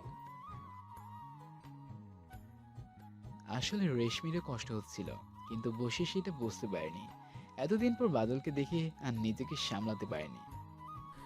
ঈশা রেশমিকে মারবে এমন সময় ওকে আটকালাম। তারপর রেশমির হাতটা ছাড়িয়ে নিয়ে বলতে শুরু করলাম, আমি আপনার চাকর, আমার সাথে আপনি যা খুশি করতে পারেন। আর চিন্তা করবেন না, যে কয়দিন আপনার কাজ করিনি সে কয়দিন পুষিয়ে দেব। বলেই সেখান থেকে চলে গেলাম। এদিকে বাদল চলে যাওয়ার পরেই নিহা এসে রেশমিকে থাপ্পড় মারল। তোকে আমি এতদিন শুধু একটু রাগী আর অহংকারী ভাবতাম, কিন্তু আজ বুঝলাম তোর মন বলতে কিছু নেই। বলে সেখান থেকে চলে গেলাম। চোখে জল এসে গেল। আজ শুধু বাদলের জন্য আমার ছোটবেলার বেস্ট ফ্রেন্ড আমাকে মারলো। রাগে সব মায়া ভুলে গেল রেশমি। বাদল কলেজ শেষ করে আগেই বাসায় মানে রেশমিদের বাসায় চলে আসলো। রেশমি একটু লেট করে বাসায় আসলো, যদিও রেশমি মাথা রাগে ফেটে যাচ্ছিল। আর তার উপর বাদল তাকে একাই ফেলে চলে এসেছে, তাই রাগ যেন আরো বেড়ে যাচ্ছে। রেশমির কাছে বাসার চাবি ছিলই, তাই আর কলিং বেল বাজালো না। সোজা বাসাতে ঢুকে সে দেখলো বাদল তাকে মারার বেলটা দিয়ে বসে আছে। রেশমিকে দেখে সে উঠে আসলো। নিন, মারুন আমাকে, আজকে তো এখনো মারা হয়নি। রাগ উঠেছিল, বেল্টটা নিয়ে মারতে শুরু করলাম। একটু পর ওপরে চলে গেলাম। রেশমির মার খেতে খেতে অভ্যাস হয়ে গেছে, তাই এখন আর কিছু মনে হয় না। এখনো গায়ের দাগ মেশেনি, কিন্তু তারপরও ওর মারের একটা আঘাতও লাগেনি আমাকে। চুপচাপ উঠে গিয়ে রেশমির খাবার রেডি করলাম। খাওয়া শেষ করে ওপরে উঠে এসে শুয়ে পড়লাম। আজ কেন জানি বাদলের জন্য মন খারাপ লাগছিল, কিন্তু বেশি ভাবলাম না। এদিকে ঈশা বাদলের কথা ভাবছে। এই কয়েকদিন বাদলের সাথে খাওয়ার অভ্যাস হয়ে গেছে তার। না খেয়ে চলে গেল ঈশা, আর বাদল একটু খেয়ে ঘুমিয়ে পড়ল। পরের দিন বাদল আর রেশমি একসাথে কলেজে গেল। বাদল গাছতলায় ঈশা, নিহা, নাইজের সাথে গল্প করছে। রেশমির খুব রাগ হচ্ছে বাদলের উপর। বাদল তার বেস্ট ফ্রেন্ড নিহাকে তার কাছ থেকে কেড়ে নিয়েছে। রেশমি তার বন্ধু রনের কাছে যেতে। কিরে রেশমি, আজ রাতে তোকে ড্রিঙ্কস পার্টিতে ইনভাইট করেছি, তোকে কিন্তু আসতেই হবে। আচ্ছা যাব। দিনটা কেটে গেল। ক্লাস শেষ। বাদল রেশমি একসাথে বাসায় যাওয়ার পর রেশমি প্রতিদিনের মতো বাদলকে মেরে উপরে চলে গেল। বাদল রেশমির খাবারের ব্যবস্থা করলো। দুজনে খেয়ে উপরে চলে গেল। সন্ধ্যা হয়ে গেছে।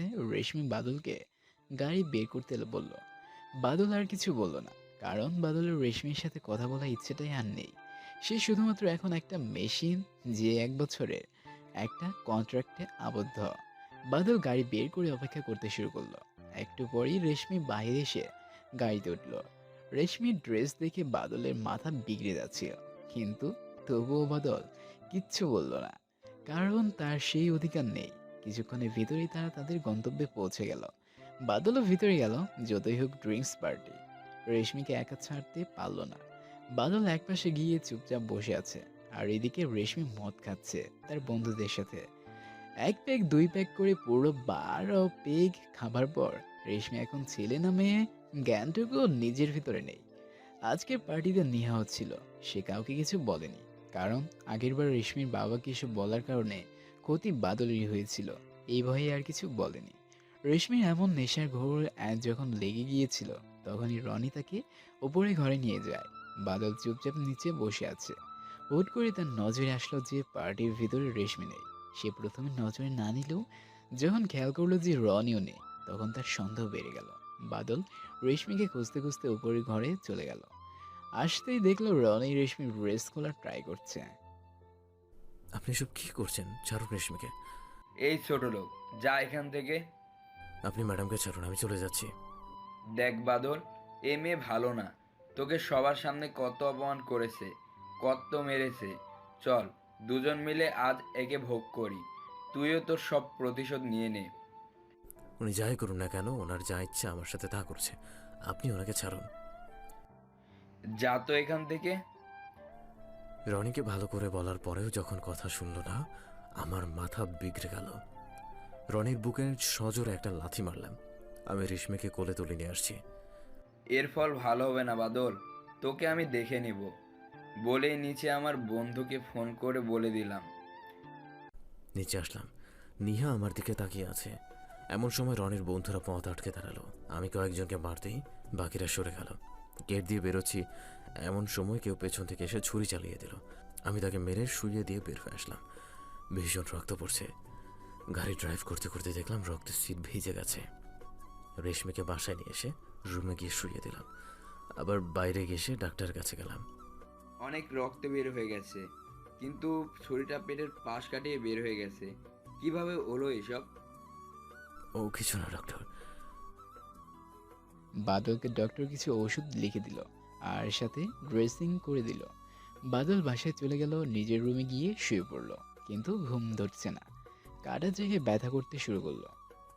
ভোরের দিকে একটু ব্যথা কমে যাওয়ায় বাদল ঘুমিয়ে পড়ল। ঘুম থেকে উঠে দেখে কেউ নেই বাসায়।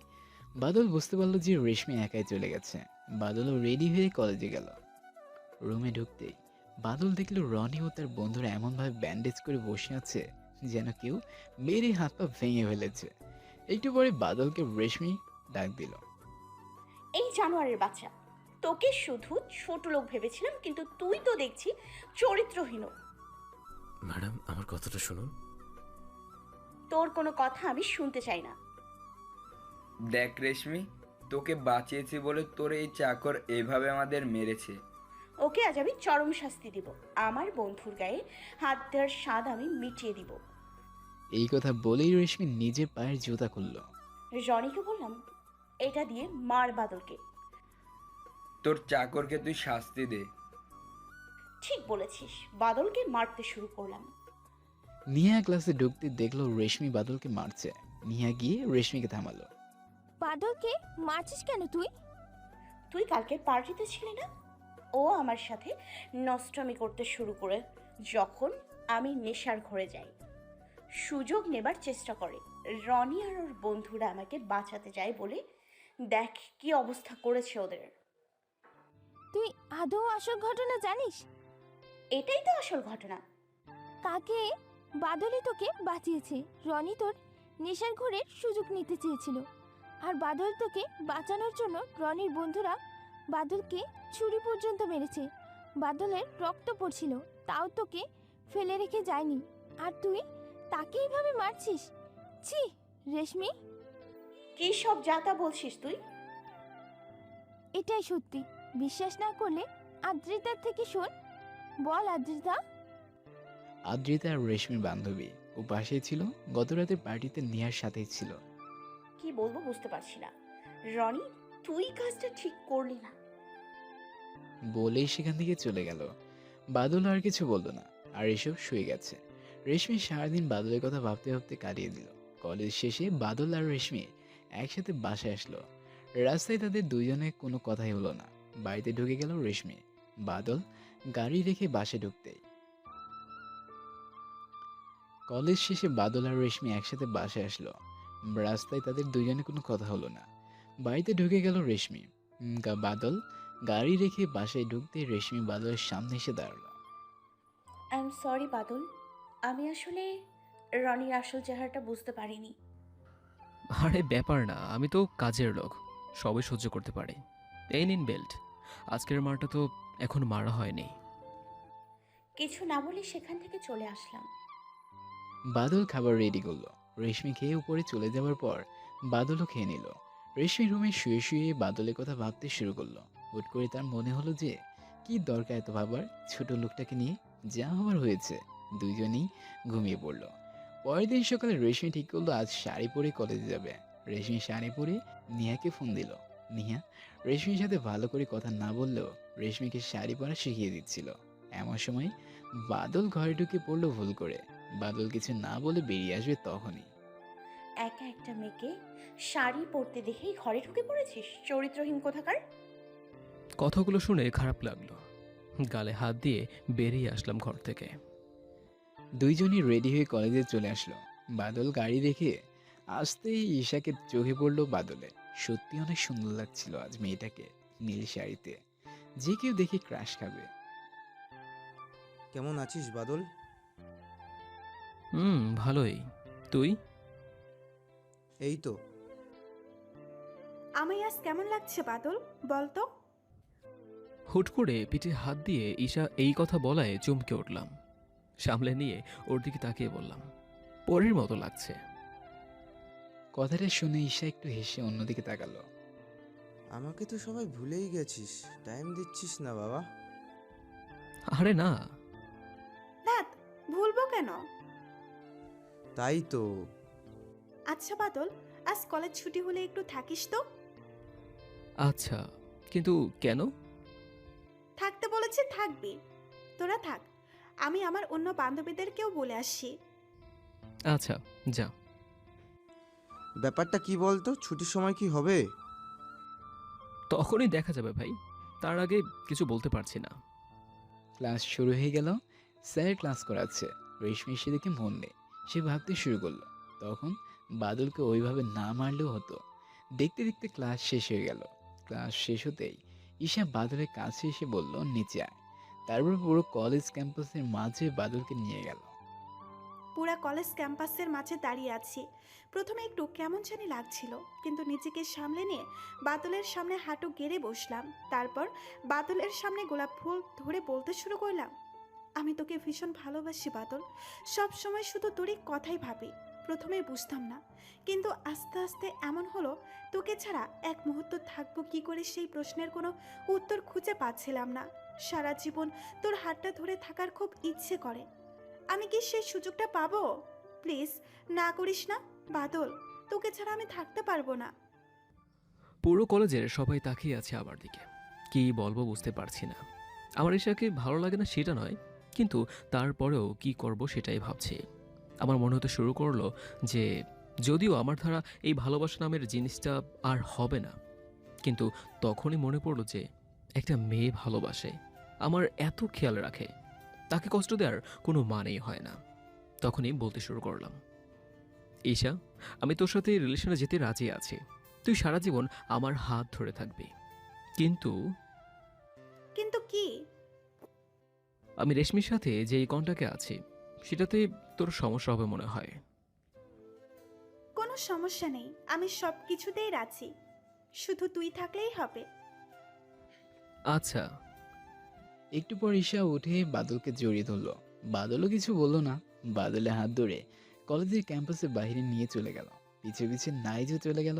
পুরো ক্যাম্পাসে অনেকেই তো বলাবলি শুরু করলো যে এমন একটা খ্যাত ছেলেকে ঈশা প্রপোজ করলো, এটা কিভাবে সম্ভব। আর এতক্ষণ বাদলের পিছনে রেশমিও দাঁড়িয়েছিল। কেন জানি আজকে তার চোখে জল জমে গেছে। সেই জল জমার কারণ রেশমি জানেও না। রেশমি মনে হচ্ছিল কেউ যেন তার বুকের পর পাথর তুলে দিয়েছে, কিন্তু এই কষ্টের কারণ সে জানেই না। চুপচাপ বাসায় চলে গেল সেখান থেকে।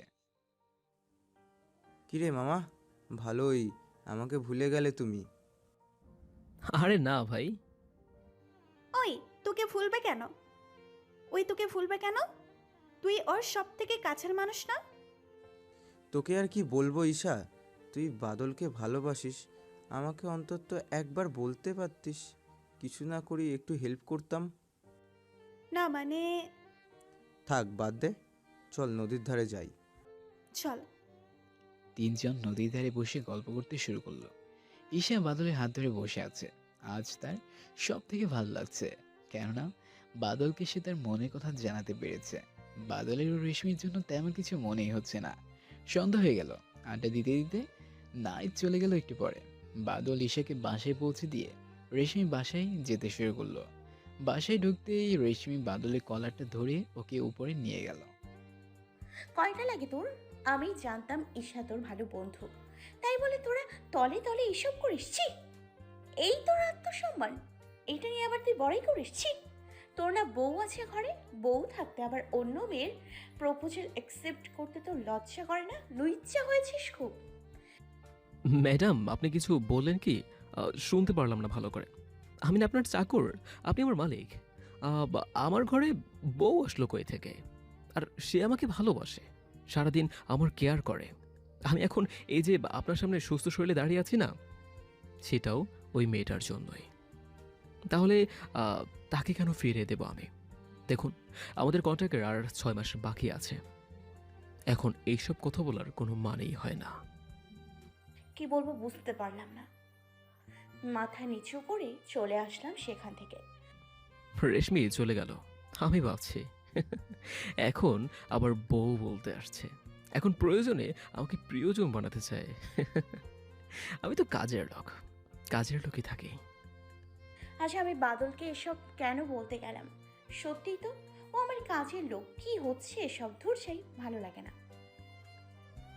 রেশমির খাবার রেডি করে ওকে ডেকে নিয়ে আসলাম। রেশমি খেয়ে চলে গেল। আমিও খেয়ে উপরে আসতেই ঈশাকে কল দিলাম। শুরু করলাম গল্প করা। কথা বলতে বলতে কখন যে 3টা বেজে গেছে সেই খেয়ালই নেই। অতঃপর ঈশাকে ঘুমাতে বলে ফোন রাখতেই খেয়াল হলো আমার ঘরের দরজার বাইরে কেউ একজন আছে। আমি দরজা লাগাইনি, তাই সোজা বাইরে যেতেই দেখি রেশমি ওর রুমে ঢুকে গেল। কিছুই বুঝলাম না ব্যাপারটা। তারপর ঘুমিয়ে পড়লাম। বাবু চল, আজ নদীর পাড়ে ঘুরতে যাই। আচ্ছা চলো। আসলে আমি ঈশাকে বন্ধুই ভাবে, কিন্তু মেয়েটা আমাকে ভালোবাসে, তাই অন্তত ওকে কষ্ট দিতে চাই না। দূর থেকে শুধু দেখলাম বাদল আর ঈশা কলেজ থেকে বের হয়ে গেল। কেন জানি না আজ কলিজা ছিঁড়ে যাবে এমন কষ্ট হতে শুরু করলো। নিজেকে সামলাতে পারছিলাম না, চোখ দিয়ে অঝরে জল পড়ছিল। এমন সময় পেছন থেকে কে যেন কাঁধে হাত রাখলো আমার। খুব কষ্ট হচ্ছে তাই না রে? নেহাকে দেখেই নিজেকে সামলে নিলাম। কই না তো, কষ্ট কেন হবে? ও আমার চাকর, আর তো কিছু না। কষ্ট হবার প্রশ্নই আসে না। তুই কি আদৌ জানিস এই বাদলকে? তুই কি বাদলের হিস্ট্রি জানিস? জানবি বা কি করে? এইরকম একটা হীরার মতো স্বামী পেয়েও তাকে হারিয়ে ফেলছিস। তোকে আর কি বলবো, থাক বাদ দে। বাদলকে? কি ওর পরিচয়? বাদ দে, তোর কাছে তো সে একটা চাকর, তার পরিচয় নিয়ে কি করবি বল? থাক গেলাম। প্লিজ বল না। আচ্ছা শোন, বিজনেস টাইকুন বাচ্চু রহমানকে চিনিস? হ্যাঁ, উনি তো এই দেশের সব থেকে বড় বিজনেসম্যান। কেন, কি হয়েছে? ওনার কথা কেন বলছিস? ওনার এক ছেলে আর এক মেয়ে। মেয়েটা ছোট। ওনারা এই শহরে থাকেন না, কিন্তু ওনার সাথে আমার বাবার পরিচয় ছিল। কিছুদিন আগেই ওনার মেয়ের সাথে এফবিতে কথা হয়, আর আমি ওনার মেয়েকে আগে থেকে চিনলেও কখনো এফবিতে কথা হয়নি। পরিচয় হবার কিছুদিন পর আমি ওই মেয়েটার ডেতে একটা ছবি দেখি। সেখানেই মেয়েটা লিখেছিল, মিস ইউ ভাইয়া, তোকে দেখার খুব ইচ্ছে করছে ভাইয়া। জানিস ছবিটাতে ওই মেয়েটার সাথে কে ছিল? কে ছিল? ওই মেয়েটার সাথে ছিল বাদল। তারপর আমি মেয়েটাকে নক করি, সব কিছু শুনি। তার ভাইয়া কোথায় গেছে, কেন চলে গেল, সব কিছু। জানিস বাদল নিজের সব কিছু বদলে ফেলেছে। ও শুধুমাত্র বাসায় একটা চিঠি লিখে রেখে চলে এসেছিল, যেখানে বাদল লিখেছিল, বাবা আমি চলে যাচ্ছি, তুমি ঠিকই বলেছ, আমি একটা অমানুষ হয়ে গেছি, আর আমি ভালো একটা মানুষ হবার একটাই উপায়, আর তা হচ্ছে পড়াশোনা। কিন্তু এই রাজ প্রাসাদের বিলাসিতার ভিতরে সেটা হবে না। যেদিন প্রতিষ্ঠিত হতে পারবো সেদিন আবার বাড়ি ফিরবো। ভালো থেকো। বাদলের বোন আমাকে সেই চিঠির ছবি তুলে পর্যন্ত দেখিয়েছে। আরে তুই যে এক শহরের একটা নেতার মেয়ে হয়ে এত অহংকার করিস, সেখানে বাদলের এরকম 100টা শহরের 1000টা নেতা কিনে নিয়ে পকেটে রাখার মতো ক্ষমতা থাকা সত্ত্বেও সে এক ফোঁটাও অহংকার করে না। কাকে ছোট লোক বলিস তুই? একবারও কি ভেবেছিস সে যদি চায় তাহলে তোর এই শহরটাকে ইশারায় কিনে নিতে পারবে? কি বলছিস এসব? দেখ বাচ্চু রহমানের ফ্যামিলি ফটো দেখ, এটা কি বাদল না? কি বলবো আর কি ভাববো সেটা কাজ করছে না। আমার মনে হতে শুরু করলো আমি এই দুনিয়ার মানুষই না। আর হ্যাঁ রেশমি, আরও একটা কথা শুন। সেদিন রাতে তোর ক্লাবে আসার কথা তোর বাবাকে আমি বলেছিলাম, বাদলের কোনো দোষ ছিল না। এই কথা শোনার পর আমার মাথায় বাজ ভেঙে পড়লো। শক খেলাম মনে হয় 220 ভোল্টের। নিজের কাছে নিজেকে মানুষ মনে হচ্ছিল না। ছি, আমি এতটা নীচ হলাম কি করে? না জেনে একটা মানুষের উপর এতদিন এইভাবে অত্যাচার করে গেলাম। ছি, এত ক্ষমতা থাকা সত্ত্বেও যেই মানুষ বিন্দুমাত্র অহংকার দেখায় না, তার সাথে আমি এসব কি করলাম ভাবতেই নিজেকে শেষ করে দিতে ইচ্ছে করছে। কি ভাবছিস? কষ্টটা বেড়ে ডাবল হয়ে গেল, তাই না রে? বাদল আমাকে সেই রাতের ঘটনা তোকে যেন না বলে সে প্রমিস করে নিয়েছিল, তাই তোকে এতদিন বলিনি। কিন্তু বাদলের ওপর তোর করা অত্যাচারগুলো আর সহ্য হচ্ছিল না। আজকে তোকে কাঁদতে দেখে বুঝলাম যে তুই বাদলকে ভালোবেসে ফেলেছিস, অন্য মেয়ের সাথে ওকে সহ্য করতে পারছিস না, তাই তোকে সব সত্যি জানালাম। থাক, বাই। নেহা চলে যাচ্ছে। আমার কেন জানি নিজেকে নিষ্প্রাণ মনে হতে শুরু করলো। আমি রাগের মাথায় এসব কি করে ফেলেছি ভাবতেই নিজের উপর ঘৃণা হতে শুরু করলো। ক্লাস না করে বাসায় চলে গেলাম। সকালে দুইজনে ঘুম থেকে উঠে ফ্রেশ হয়ে নাস্তা করে কলেজে যাওয়ার জন্য রেডি হতে গেল। বাদল তো রেশমিকে দেখে অনেকটা অবাক হয়ে গেল। রেশমির চোখ পুরাই লাল হয়ে গেছে, মনে হয় সারা রাত কান্না করেছে এমন। চোখের অবস্থা দেখে মনে হচ্ছিল যেন ঘুমায়ও নি সার। বাদল আর বেশি কিছু ভালো না। কলেজে যেতেই ঈশা বাদলের কাছে চলে আসলো। এদিকে বাদল আর ঈশা নদীর ধারে বসে আছে। বাদলের ভালোই লাগছে। ঈশা কথা বলছে, বাদলও গল্প করতে করতে সময় কখন যে কেটে গেছে তারা বুঝতে পারেনি। সন্ধ্যা হয়ে গেল। বাদল ঈশাকে বাড়িতে পৌঁছে দিয়ে নিজে বাসায় গেল। বাসায় কলিং বেল চাপতে রেশমি দরজা খুলে দিল। ম্যাডাম, একটু দেরি হয়ে গেছে, প্লিজ রাগ করবেন না। কোনো কথা না বলে বাদলের পা জড়িয়ে ধরলাম। বাদল প্লিজ আমাকে ক্ষমা করে দাও, আমি বুঝতে পারিনি। না বুঝে তোমার সাথে এতদিন রাগের মাথায় অনেক অত্যাচার করেছি। প্লিজ আমায় ক্ষমা করে দাও। তুমি তো বিজনেস টাইকুন নানসুর রহমানের ছেলে হয়েও তোমার ভেতরে সামান্য পরিমাণ অহংকার নেই। আর আমি সামান্য একজন নেতার মেয়ে। রাগে অহংকারে তোমার উপর হাজারো অত্যাচার করেছি। প্লিজ আমায় ক্ষমা করে দাও বাদল। আপনাকে আমার পরিচয় সম্পর্কে কে বলেছে? সে যেই বলুক না কেন। আর সেদিন রাতেও আমি জানতাম না যে তুমি আমার বাবাকে ডাকোনি। প্লিজ বাদল, আমাকে একবার সুযোগ দাও, ক্ষমা করে দাও আমাকে। আমি তোমাকে ভালোবেসে ফেলেছি। হাসছো কেন?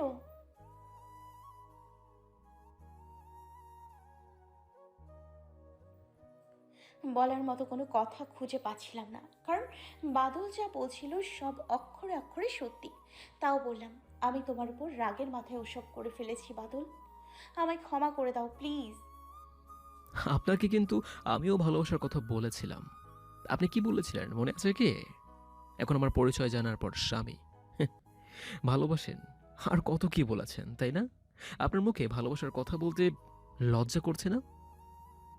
মনে আছে সেই দিনের কথা, যখন পুরো কলেজের ক্যাম্পাসের সামনে জুতো দিয়ে মেরেছিলেন? মনে নেই সেই দিনের কথা, যেদিন আমাকে বেল্ট দিয়ে মেরে হাসপাতালের রোগী বানিয়ে দিয়েছিলেন? সেই দিনের কথা কি মনে পড়ে না? যখন আমি অসুস্থ শরীর নিয়ে জাস্ট আপনাকে বাঁচানোর জন্য শরীর আঘাত পেয়েছিলাম, আর আপনি তার বদলে পুরো ক্লাসের সামনে আমায় জুতো মেরেছিলেন। এত কিছু একটা সরি বলে ভুলিয়ে দিতে চান? বাহ! আপনি আমার শরীরটাকে 1 বছরের জন্য কিনে নিলেও মন তো নেননি। এসব কিছু বলতে চাই না, কিন্তু আপনার মুখে ভালোবাসা শব্দটা শুনে সহ্য করতে পারলাম না। তাই এখন চাইলে শাস্তি দিতে পারেন। উপস উপস ওয়েট, মোস্ট ইম্পর্টেন্ট কথা। আমি আপনার সাথে খারাপ ব্যবহার করেছি, তাই আপনি ওইসব করেছিলেন, মানলাম। কিন্তু নাইস কি দোষ করেছিল বলতে পারেন? ছেলেটার বাবা মা কেউ নেই, আর আপনি তার সাথে এমন করলেন কিভাবে? সামান্য মানবিকতা থাকলেও তো এটা করা সম্ভব না। একবারও ভেবে দেখেছেন, সেই দিন যদি আমি আপনার কাছে না আসতাম তাহলে ছেলেটা মারাও যেতে পারত। আর আমি আপনাকে এই কথা জানার পরও সেই দিন যেই কথাটা বলেছিলাম সেটা কি আপনি ভুলে গেছেন? আমার মনে করিয়ে দেই, আপনার প্রতি আমার ভালোবাসা ছিল, ভীষণ ভালোবেসে ফেলেছিলাম আপনাকে। আপনি আমার ওপর হাজার অত্যাচার করলেও আমি সামান্য পরিমাণ কষ্ট পেতাম না। কিন্তু আপনি যেটা করেছেন তারপর থেকে আপনার ওপর আমার ভালোবাসা নামক কোনো অনুভূতি থাকবে না। দরকার পড়লে নিজে শেষ হয়ে যাব। কিছু বলতে পারলাম না। পুরা বাকরুদ্ধ হয়ে নিচের দিকে তাকিয়ে আছি। চোখ দিয়ে বৃষ্টির মতো জল ঝরছে, কিন্তু বলার মতো কোনো ভাষা নেই আমার। ভাববেন না আমি এসব বলেছি বলে এখনই আপনার কাছ থেকে চলে যাব। কন্ট্রাক্টের বাকি 6 মাস পুরো করেই দিয়ে যাব, তাই টেনশন ফ্রি থাকুন বলেই উপরে আমার রুমে চলে আসলাম। বাদল চলে গেল। আমি নিথর হয়ে বসে আছি মাটিতে। আজ নিজেকে অসহায় মনে হচ্ছে। নিজের রুমে এসে দরজা বন্ধ করে বিছানায় বসে কাঁদতে শুরু করলাম। একটু পর বাদল এসে খেতে যাবার জন্য ডাক দিল। আমি ওকে খেতে বলে শুয়ে পড়লাম।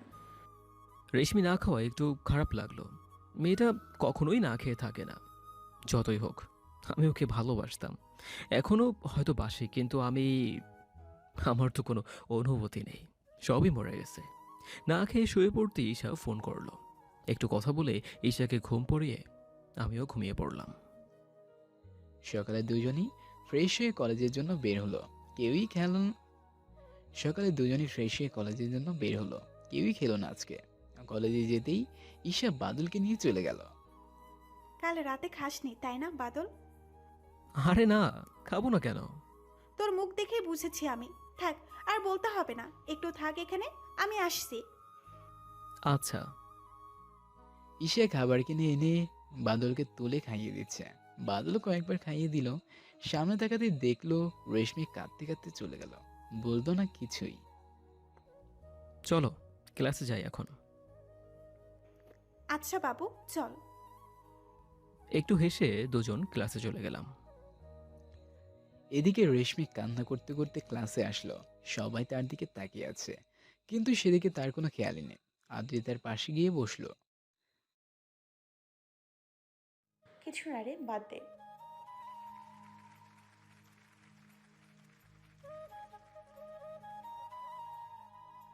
কিছু বললাম না, শুধু আদ্রিতার থেকে বাদলের আইডিটা নিলাম। ক্লাস শেষ হয়ে গেল। ঈশা বাদলকে ছাড়াতে চাইছিল না। বাদল ঈশাকে বুঝিয়ে রেশমির সাথে বাসায় চলে আসলো। রাস্তায় একটা কথা হয়নি দুইজনের মধ্যে। বাসায় আসতেই রেশমি নিজের রুমে গিয়ে দরজাটা বন্ধ করে দিল। বাদল প্রথমে ভাবলো যে রেশমি এমন কেন করলো, কিন্তু পরে আর এই বিষয় নিয়ে মাথা কামালো না।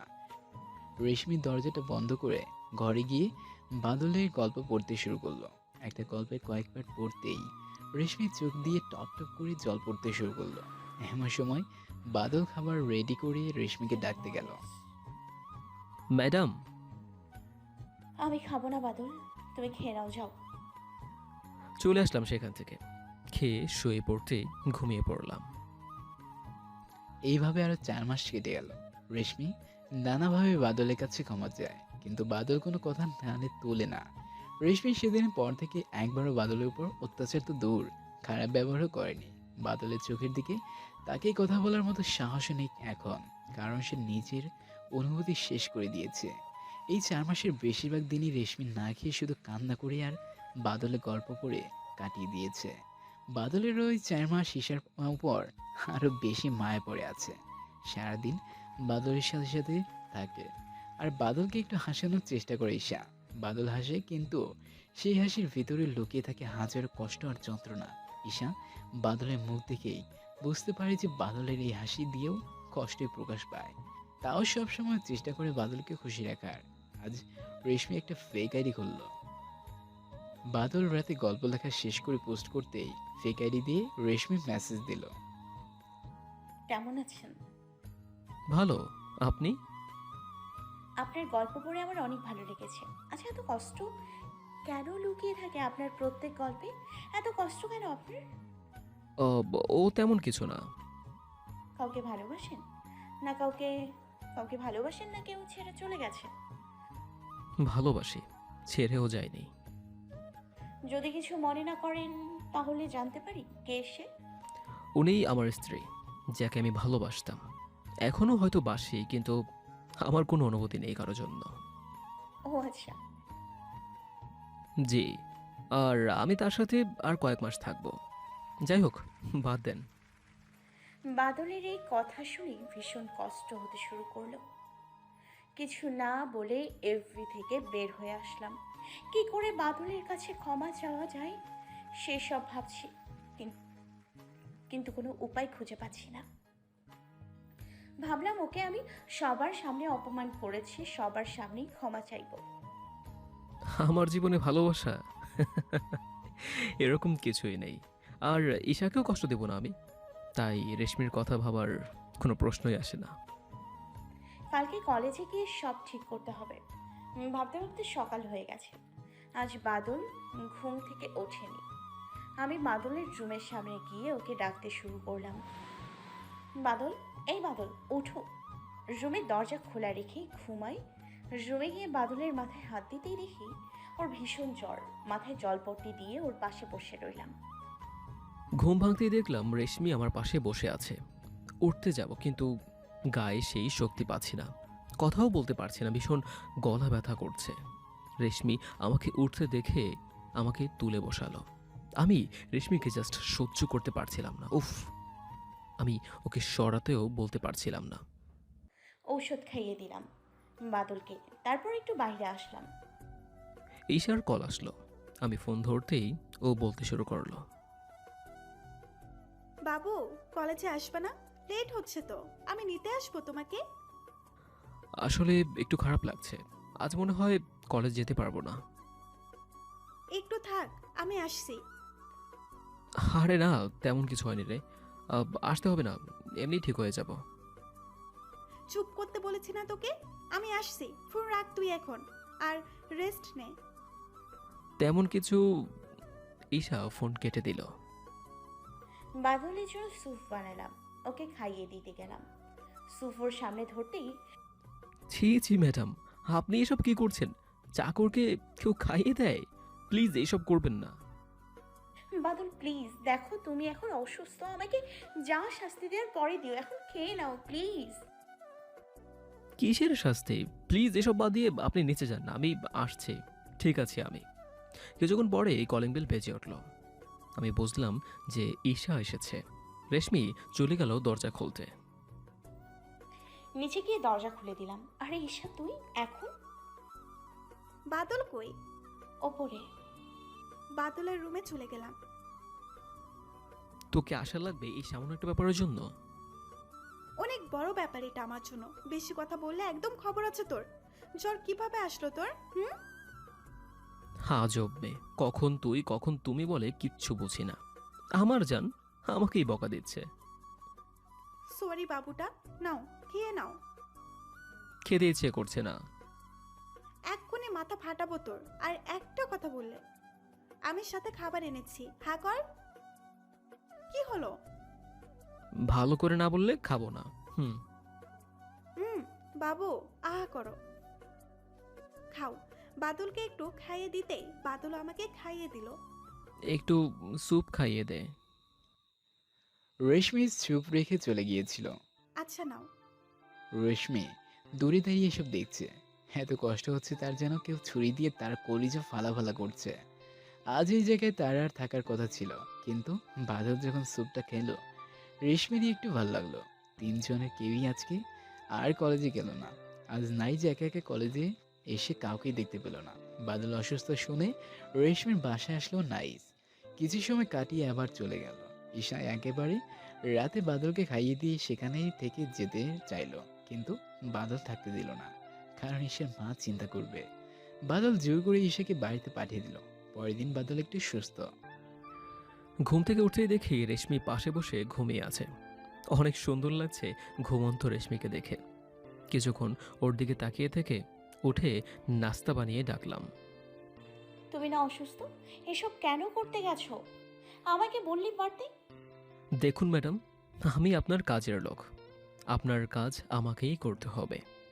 আর হ্যাঁ, আজ আমি সুস্থ হয়ে গেছি। কিছু বলতে পারলাম না। দুইজনে রেডি হয়ে কলেজে চলে গেল। ক্লাস শেষ হয়ে গেল স্বাভাবিকভাবে। রেশমি আজ কারোর সাথে কথা বলেনি, কিভাবে ক্ষমা চাইবে ভাবতে ভাবতে কলেজ শেষ হয়ে গেল। দুইজনেই পাশে চলে আসলো। বাদল খাবার রেডি করে রেশমিকে ডাকলো। রেশমি গেল না, বাদল খেয়ে রুমে চলে গেল। সন্ধ্যা হয়ে গেছে। এমন সময় বাদলের রুমে রেশমি আসলো। আমি একটু বান্ধবীর এসে যাচ্ছি বাদল, তাড়াতাড়ি চলে আসবো। আচ্ছা। রেশমি তার বান্ধবীদের বাসায় চলে গেল। কাল কলেজে যায়নি, আর সামনের মাসে এক্সাম, তাই নোটগুলো নেওয়াটা অনেক জরুরি। একটু দেরি হয়ে গেল। রেশমি তার বান্ধবীদের বাসা থেকে বের হয়ে গাড়িটা স্টার্ট দিতে দেখে গাড়ি খারাপ হয়ে গেছে। এত রাতে কোনো উপায় না পেয়ে হাঁটতে শুরু করে দিল। বাসা বেশি দূরে না, মোড়ের কাছে আসতেই রনি আর তার বন্ধুরা রেশমিকে ঘিরে ধরে জোর করে গাড়িতে তুলছে। দেখো রনি, আমার পথ ছাড়ো। না ডার্লিং, আজ তোমায় ছাড়ছি না। সেদিন বাদলের জন্য বেঁচে গেছিলে, কিন্তু আজ কেউ নেই। তোমার গাড়ি এত কষ্ট করে নষ্ট করলাম, আর তোমাকে না নিয়ে চলে যাব ভাবলে কি করে? রনিকে পাশ কাটিয়ে চলে যাব, ঠিক তখনই পেছন থেকে রনি পিছন থেকে রেশমির হাতটা টেনে ধরল। এদিকে বাড়িতে বাদলের চিন্তায় হাতে শুরু করলো। এত সময় তো লাগার কথা না। বাদল চিন্তায় বের হলো রেশমিকে বান্ধবীর বাসা থেকে আনার জন্য। একটু আসতেই দূর থেকে দেখতে পেল একটা মেয়ে আর কয়েকজন ছেলে। কাছে যেতেই দেখলো রেশমি, রনি আর তার বন্ধুরা। এখান থেকে চলে যা বাদল, আজ কিন্তু বাঁচবি না। চুপচাপ সেখান থেকে পেছন ফিরে চলে আসছে। প্লিজ বাদল, আমায় একা ফেলে যেও না। দেখছিস, তোর স্বামীও তোকে চায় না। ওঠ গাড়িতে। আমি একটু দূরে গিয়ে কয়েকজন মানুষকে ডেকে আনলাম। আসলে আমার শরীর ভালো ছিল না, তাই একা অত মানুষের সাথে পেরে উঠব না। আমাকে এত মানুষ আনতে দেখে রনি আর তার বন্ধুরা গাড়ি করে সেখান থেকে চলে গেল। পাঠকগণ এতক্ষণ ভেবেই ফেলেছেন বাদল বাড়িতে চলে আসলো। ওরা রেশমিকে নিয়ে চলে গেল। সবাই মিলে রেশমিকে একটা বাড়িতে নিয়ে গেল। আরো কত কি। তোমাকে অনেক অনেক ধন্যবাদ বাদল। ধন্যবাদের কিছুই নেই ম্যাডাম। আমি যতদিন আপনার চাকর, আপনাকে রক্ষা করার দায়িত্ব আমার, তাই এর জন্য ধন্যবাদ দিতে হবে না। বাদলের কথা শুনে কান্না ভরা দৃষ্টিতে ওর দিকে তাকিয়ে আছি। চলুন ম্যাডাম, বাসায় চলুন। বাসায় গিয়ে দুজনে ঘুমিয়ে পড়ল। পরের দিন সকালে দুজন কলেজে গেল। একটু আগেই গেছে, তাই তেমন কেউ আসেনি। কিন্তু ঈশা আর নাইজও আজকে আগে এসেছে। আস্তে আস্তে কলেজে ক্যাম্পাস ভরে গেল। এদিকে এসো তো বাদল। ম্যাডাম বলুন। ঈশার নাইসকেও নিয়ে এসো। কেন? যা বলছি তাই করো। আচ্ছা। সবাইকে নিয়ে এসে আমার সামনে দাঁড়ালো বাদল। আমি সাথে সাথে বাদলের পা চেপে ধরলাম। আমাকে প্লিজ ক্ষমা করে দাও বাদল। দেখো, তোমাকে আমি সবার সামনে অপমান করেছি, সবার সামনে তোমার পা ধরে ক্ষমা চাচ্ছি। প্লিজ বাদল, আমায় একবার সুযোগ দাও, একবার ক্ষমা করে দাও আমায়। পুরো ক্যাম্পাস আমাদের দিকে তাকিয়ে আছে। আমি কি করব বুঝতে পারছি না। বাদলকে একটু ক্ষমা করে দিতে বল না নাইজা। ঈশা, তুই একটু বল না বাদলকে। প্লিজ ম্যাডাম, আমার পা ছাড়ুন, সবাই দেখছে। দেখো। একটু বড় এক রকমের জোর করেই পা ছাড়িয়ে ক্লাসে চলে আসলাম। পিছন পিছনে ঈশাও চলে আসলো। রেশমিকে আজ আর ক্লাসে দেখতে পেলাম না। ক্লাস শেষে বের হওয়ার সময় দেখি রেশমি সেখানেই বসে আছে। দেখে অনেক মায়া হলো, কিন্তু কিছু না বলে বাসায় চলে আসলাম। রাত হয়ে গেল, কিন্তু রেশমি আসার কোনো নামই নেই। অনেক চিন্তা হলো। দেখতে দেখতে 7 দিন কেটে গেল। আমি আমার ভাড়া বাড়িতে চলে আসলাম। রেশমি কলেজে আসছে না, ওর বাবা মার কাছেও ও যায়নি। যদিও মুখে বলতাম যে রেশমিকে ঘৃণা করি, কিন্তু মনে মনে হয়তো ওকে ভালোবাসতাম।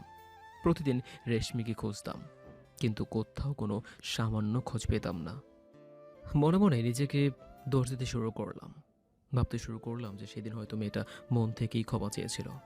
পুরো ক্লাস টাইম ক্যাম্পাসের মাঠেই বসে কান্না করছিল, তাও ক্ষমা করেনি। এখন রেশমির কিছু হয়ে গেলে নিজেকে কখনো ক্ষমা করতে পারবো না। মেয়েটা রাগের বশে ভুল করে ফেলেছে, কিন্তু তাই বলে আমিও এটাই করে ফেললাম। নিজেকে চরম দোষী মনে হতে শুরু করলাম। 1 মাস কেটে গেল, তাও রেশমির কোনো দেখা নেই। নিজেকে পাগল পাগল ভাবতে শুরু করলাম। কলেজ যাওয়া বন্ধ করে দিলাম। কয়েকদিন যাবৎ কলেজেও যাচ্ছি না। এদিকে আজ ঈশা বাসায় আসলো। কলেজে কেন যাস না বাদল? কিছু না রে, এমনি। তুই রেশমিকে ভীষণ ভালোবাসিস, তাই না রে বাদল? কিছু না বলেই ঈশাকে ধরে কান্না করতে শুরু করলাম। আমি সেদিন বুঝেছিলাম তুই রেশমিকে যতই ঘৃণা করার কথা বলিস না কেন, তুই ওকে ভালোবাসিস। আমি তোকে ভালোবাসি সত্যি, কিন্তু তার থেকেও বড় হচ্ছে তোর খুশি থাকা। আমি কিছু চাইলেই তুই ফেলতে পারবি না জানি, কিন্তু আজ আমার মনে হচ্ছে সেদিন যদি আমি তোর জীবনে না আসতাম তাহলে এসব কিছুই হতো না। রেশমিও হারিয়ে যেত না, কিন্তু আমার মন বলছে রেশমি ফিরে আসবে। আর ও যখন আসবে আমি চাই না যে আমার জন্য সেখানে আবার কোনো ঝামেলা হোক। মানে? আমি তোর ভালোবাসা চেয়েছি সত্যি, কিন্তু তার থেকেও বেশি চাই তুই যাতে খুশি থাকিস। আজ রাতে আমি চলে যাচ্ছি বাদল, আবার দেখা হবে কিনা জানি না, তবে দূর থেকে তুই খুশি আছিস এটা ভেবে শান্তিতে থাকতে পারবো। চলে যাচ্ছিস মানে? হ্যাঁ বাদল, আজ রাতে ফ্লাইটে আমি বিদেশে চলে যাব, তোর সাথে একটু দেখা করতে আসলাম।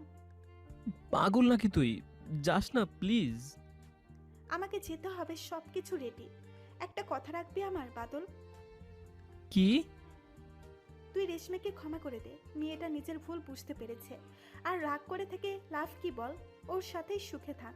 আর হ্যাঁ, শেষবারের মতো তোকে একবার খাইয়ে দেই বাদল। ঈশার চোখে জল দেখে নিজেকে আর সামলাতে পারলাম না, আমিও কাঁদতে শুরু করলাম ওর সাথে।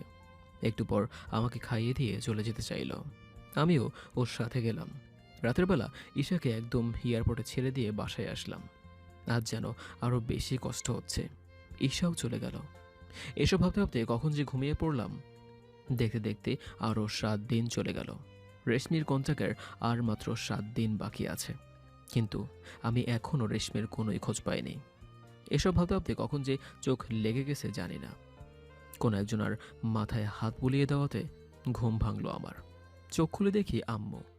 আম্মু, তুমি এখানে কি করে আসলো?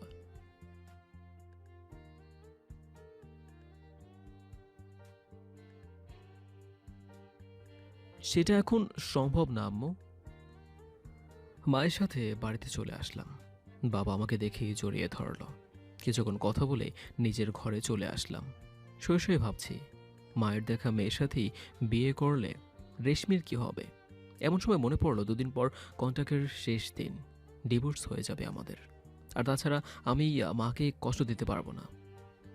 মায়ের দেখা মেয়ের সাথেই বিয়ে করে নেব, এসব ভাবছি। তখনই আমার ছোট বোন আমার ঘরে আসলো। তোর সাথে কথা নেই, আমাকে বলে থাকলে কি করে?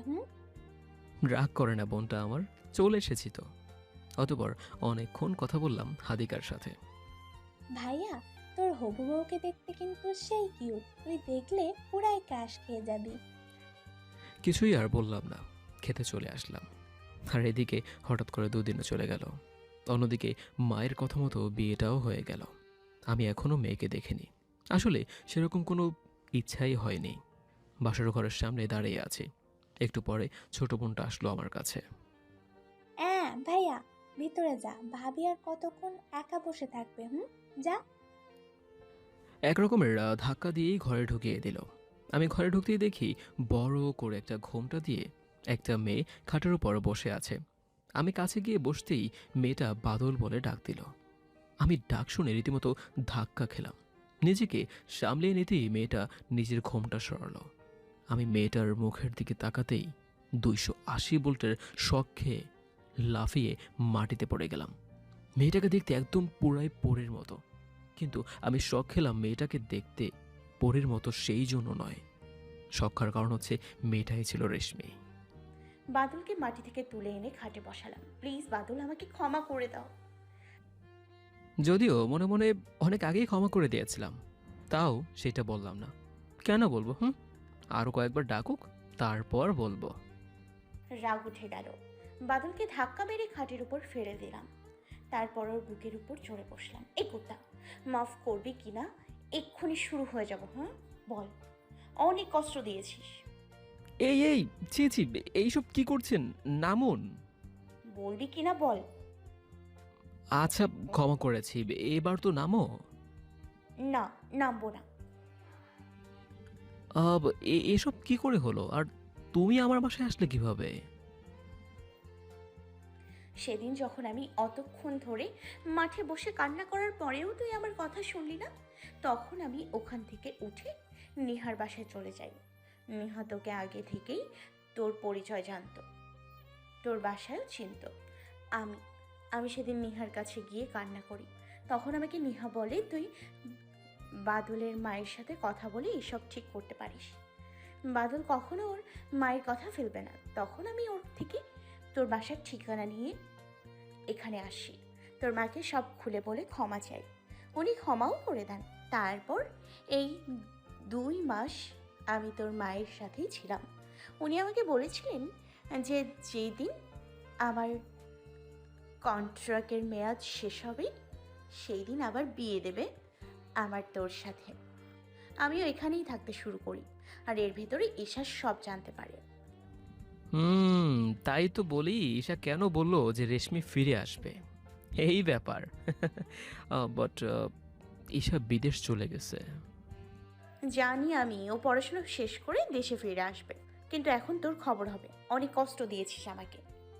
কি বলবো, ভাষা খুঁজে পাচ্ছি না। রেশমি আমার বুকে কিল ঘুষিয়ে মারতে শুরু করলো। আর তারপর এত ইতিহাস জেনে কি লাভ ভাই, গল্প তো শেষ।